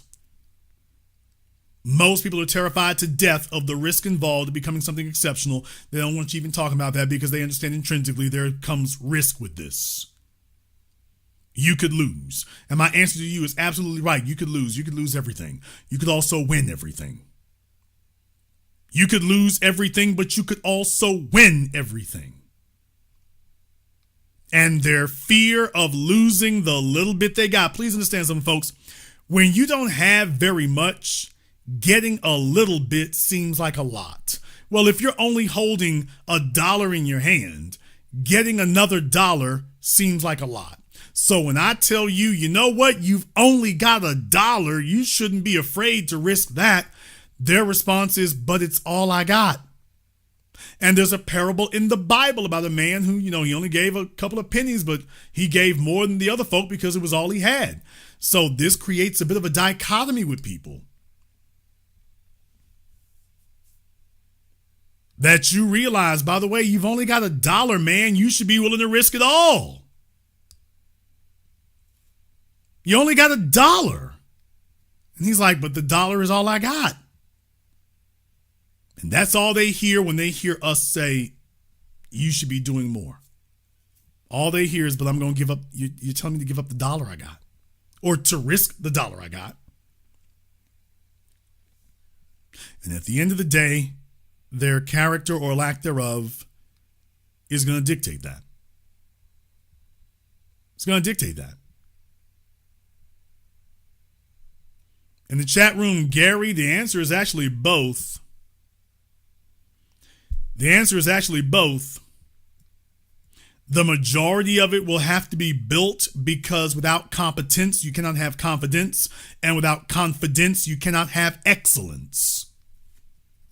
For my patrons, you've seen me go through that order before. For the rest of YouTube, you're finally hearing it for the first time now. That is one of the immutable laws of the universe. Without competence, the ability to finish what you have started, you will never gain confidence, which is to be self-assured of what you're able to do. But if you can't finish anything, you never prove you can do anything. So you'll never get to confidence if you don't get competence. When you become competent and can finish what you start, now you start to gain confidence. And once you are confident, that moves on to the level of excellence. But everything begins with courage.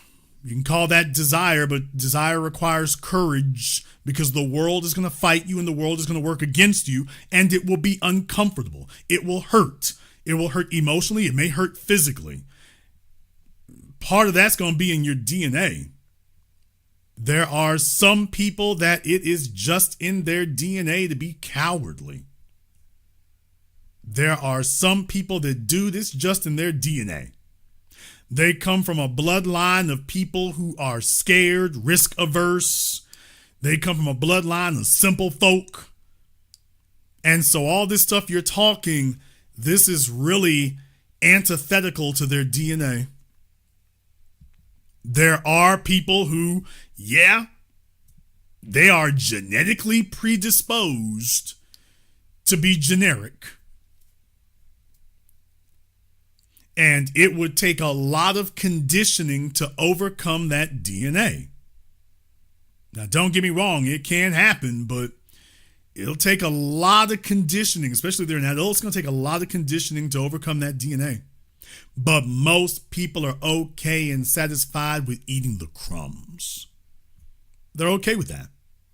Furthermore, they're okay being an audience for people doing better than them because the most risk they're willing to take is to be a member of somebody's audience. They're perfectly happy to watch that person reap the benefits and rewards of the risk they took. They're just still unwilling to take it themselves. Everyone's looking for a damn guarantee. I'm the only fella out here telling you, oh, no. There's risk involved and you could lose it all. You sure could. Absolutely. That thing you are most afraid of, it's real. It really is real. And it might chew you up and devour you. It sure could. Well, don't you know once you say that, don't you know half the folk gonna get up and walk for the exits right then? I ain't trying to get chewed on. I'm not trying to get chewed on and ate up. He just said, hey, you can get chewed up and ate up. You sure can. You could also become something so incredible that nothing could ever chew you or eat you again. You can be that also. Now we're going to find out your character. Now we're going to find out who you really are. Now we're going to find out how you're really built. Now we're going to find out what's in your soul and what you're really made of. Which we can only find out when we put pressure on you. Now we can see what you really are. And that's different. The majority of people are only willing to bet on themselves so long as they're betting pennies. Please understand that. Most people are only willing to bet on themselves so long as they're only flicking off a few pennies. They are not willing to risk a life-changing amount on themselves. They're telling you what their value is. And furthermore, most people get satisfaction. Y'all just have to accept this. Most people get satisfaction living vicariously. So they kind of get the sensory input of having what they really want, but with none of the risk. That's why porn is so popular. Why soap operas are so popular. Why makeup and hair tutorials are so popular. Why they subscribe to their favorite celebrities. That's why it's so popular. Because they can get the sensory input, but without the level of risk of loss. Y'all do understand that's part of the human psyche, correct? You do understand that the human psyche, our reflexive survival response, It is more weighted towards the avoidance of pain than the acquisition of pleasure. Our psyche, by default, evolutionarily speaking, is more weighted towards avoiding discomfort than gaining pleasure. So you see, it's very easy to dissuade you and discourage you by threatening with discomfort. It's in your DNA to seek to avoid discomfort. I start telling you that, well, if you endure discomfort, though, you can start achieving pleasure. And once that takes over, you usually don't go back where you were, but we got to get you there first. But most people are perfectly happy to live vicariously. They're perfectly happy to watch Andrew Tate standing in front of his Ferrari or his Aston Martin and never actually have one of their own. They're perfectly fine with it. And that is a major reason why younger females today are just saying, you know what, it's now or never. Oh, well, it's a little embarrassing, but the fellas in my age group are not really trying to achieve that. So it doesn't matter how long I spend with them, they're not ever going to get to that level. So let me pops might smell like preparation H, but you know, at least there's a Fendi bag and some accomplishment. Well, all right. That beats the alternative. That beats the alternative.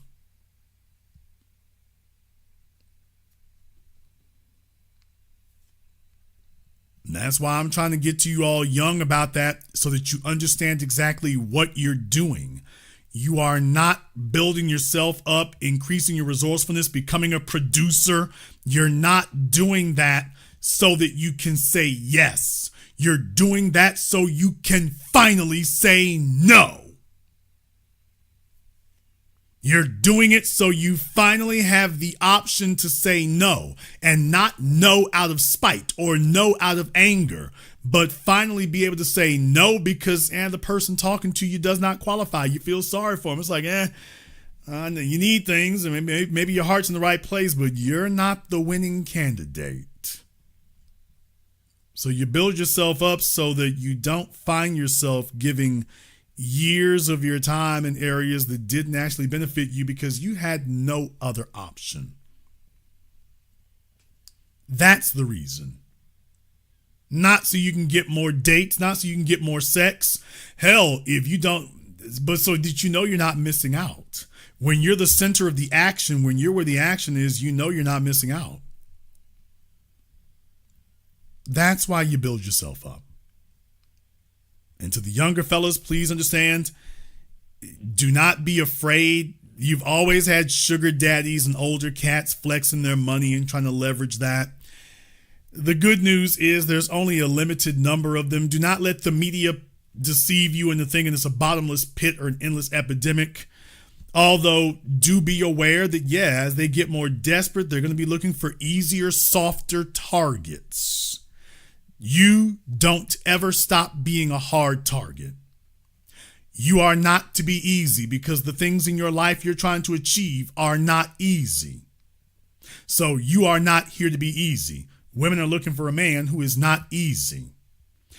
However, she's also looking for you to be worth the effort. And deal with it, nigga.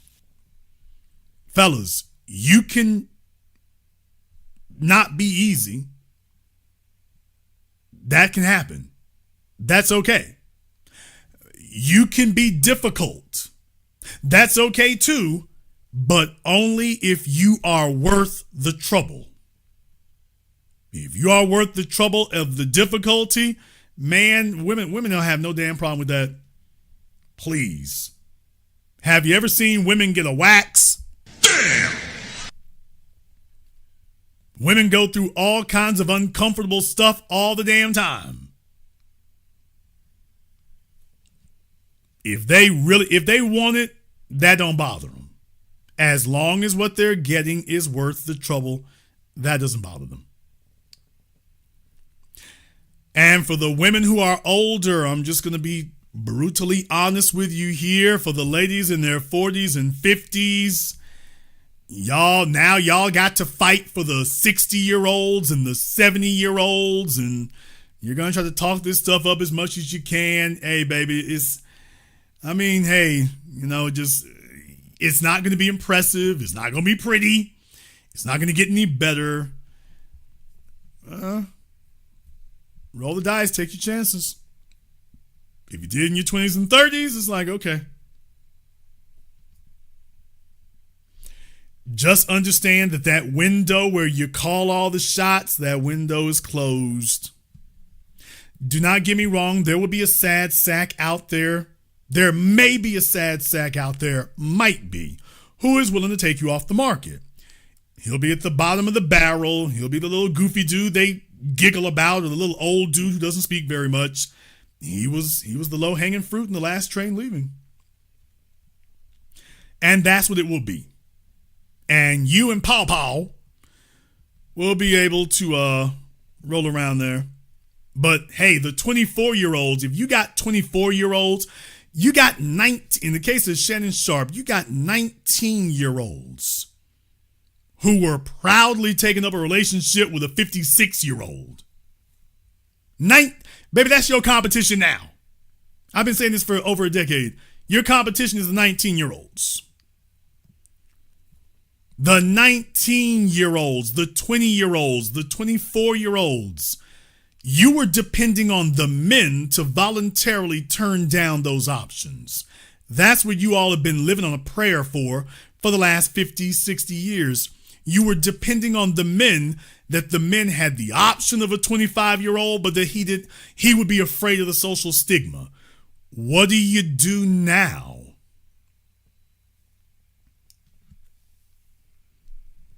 Still going to sit around on Facebook and claim you got options, claim you got leverage. It's going to get ugly. It's going to get real weird and real ugly and real cringe. Hell, it's already there. I didn't say I had great news in that regards, lady. What I will say is that, hey, when that little dude from the water plant, he's got his pension, he's still wearing his Dickies. You might, if he's not surly and resentful, you might want to return that phone call. I know you too good for him. I know you might want to return that phone call. You might want to do that.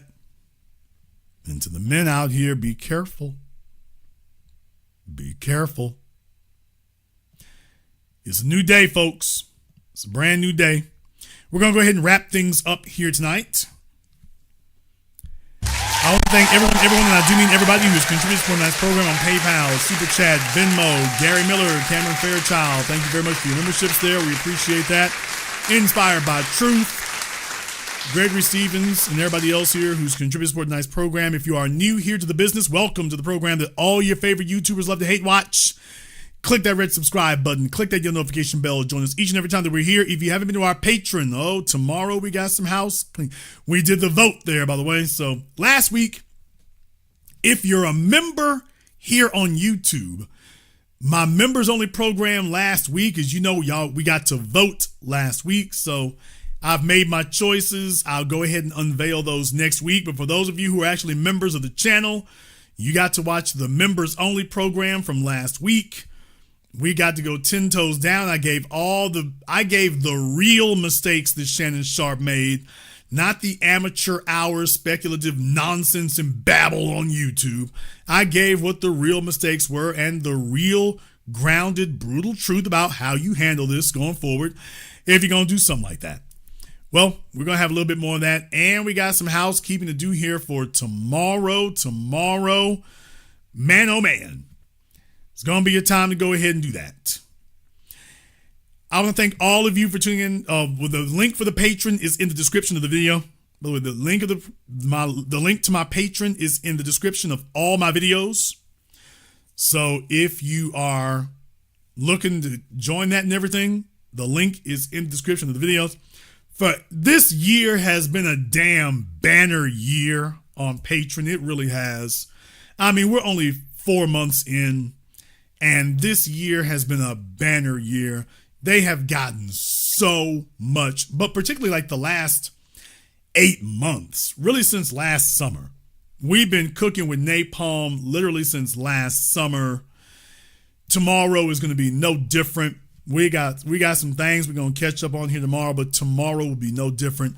Lot going on. All of you are invited to join us. We're going to go ahead and wrap things up here. I want to thank all of you for tuning in live or recorded. Thank you for liking, subscribing, and sharing.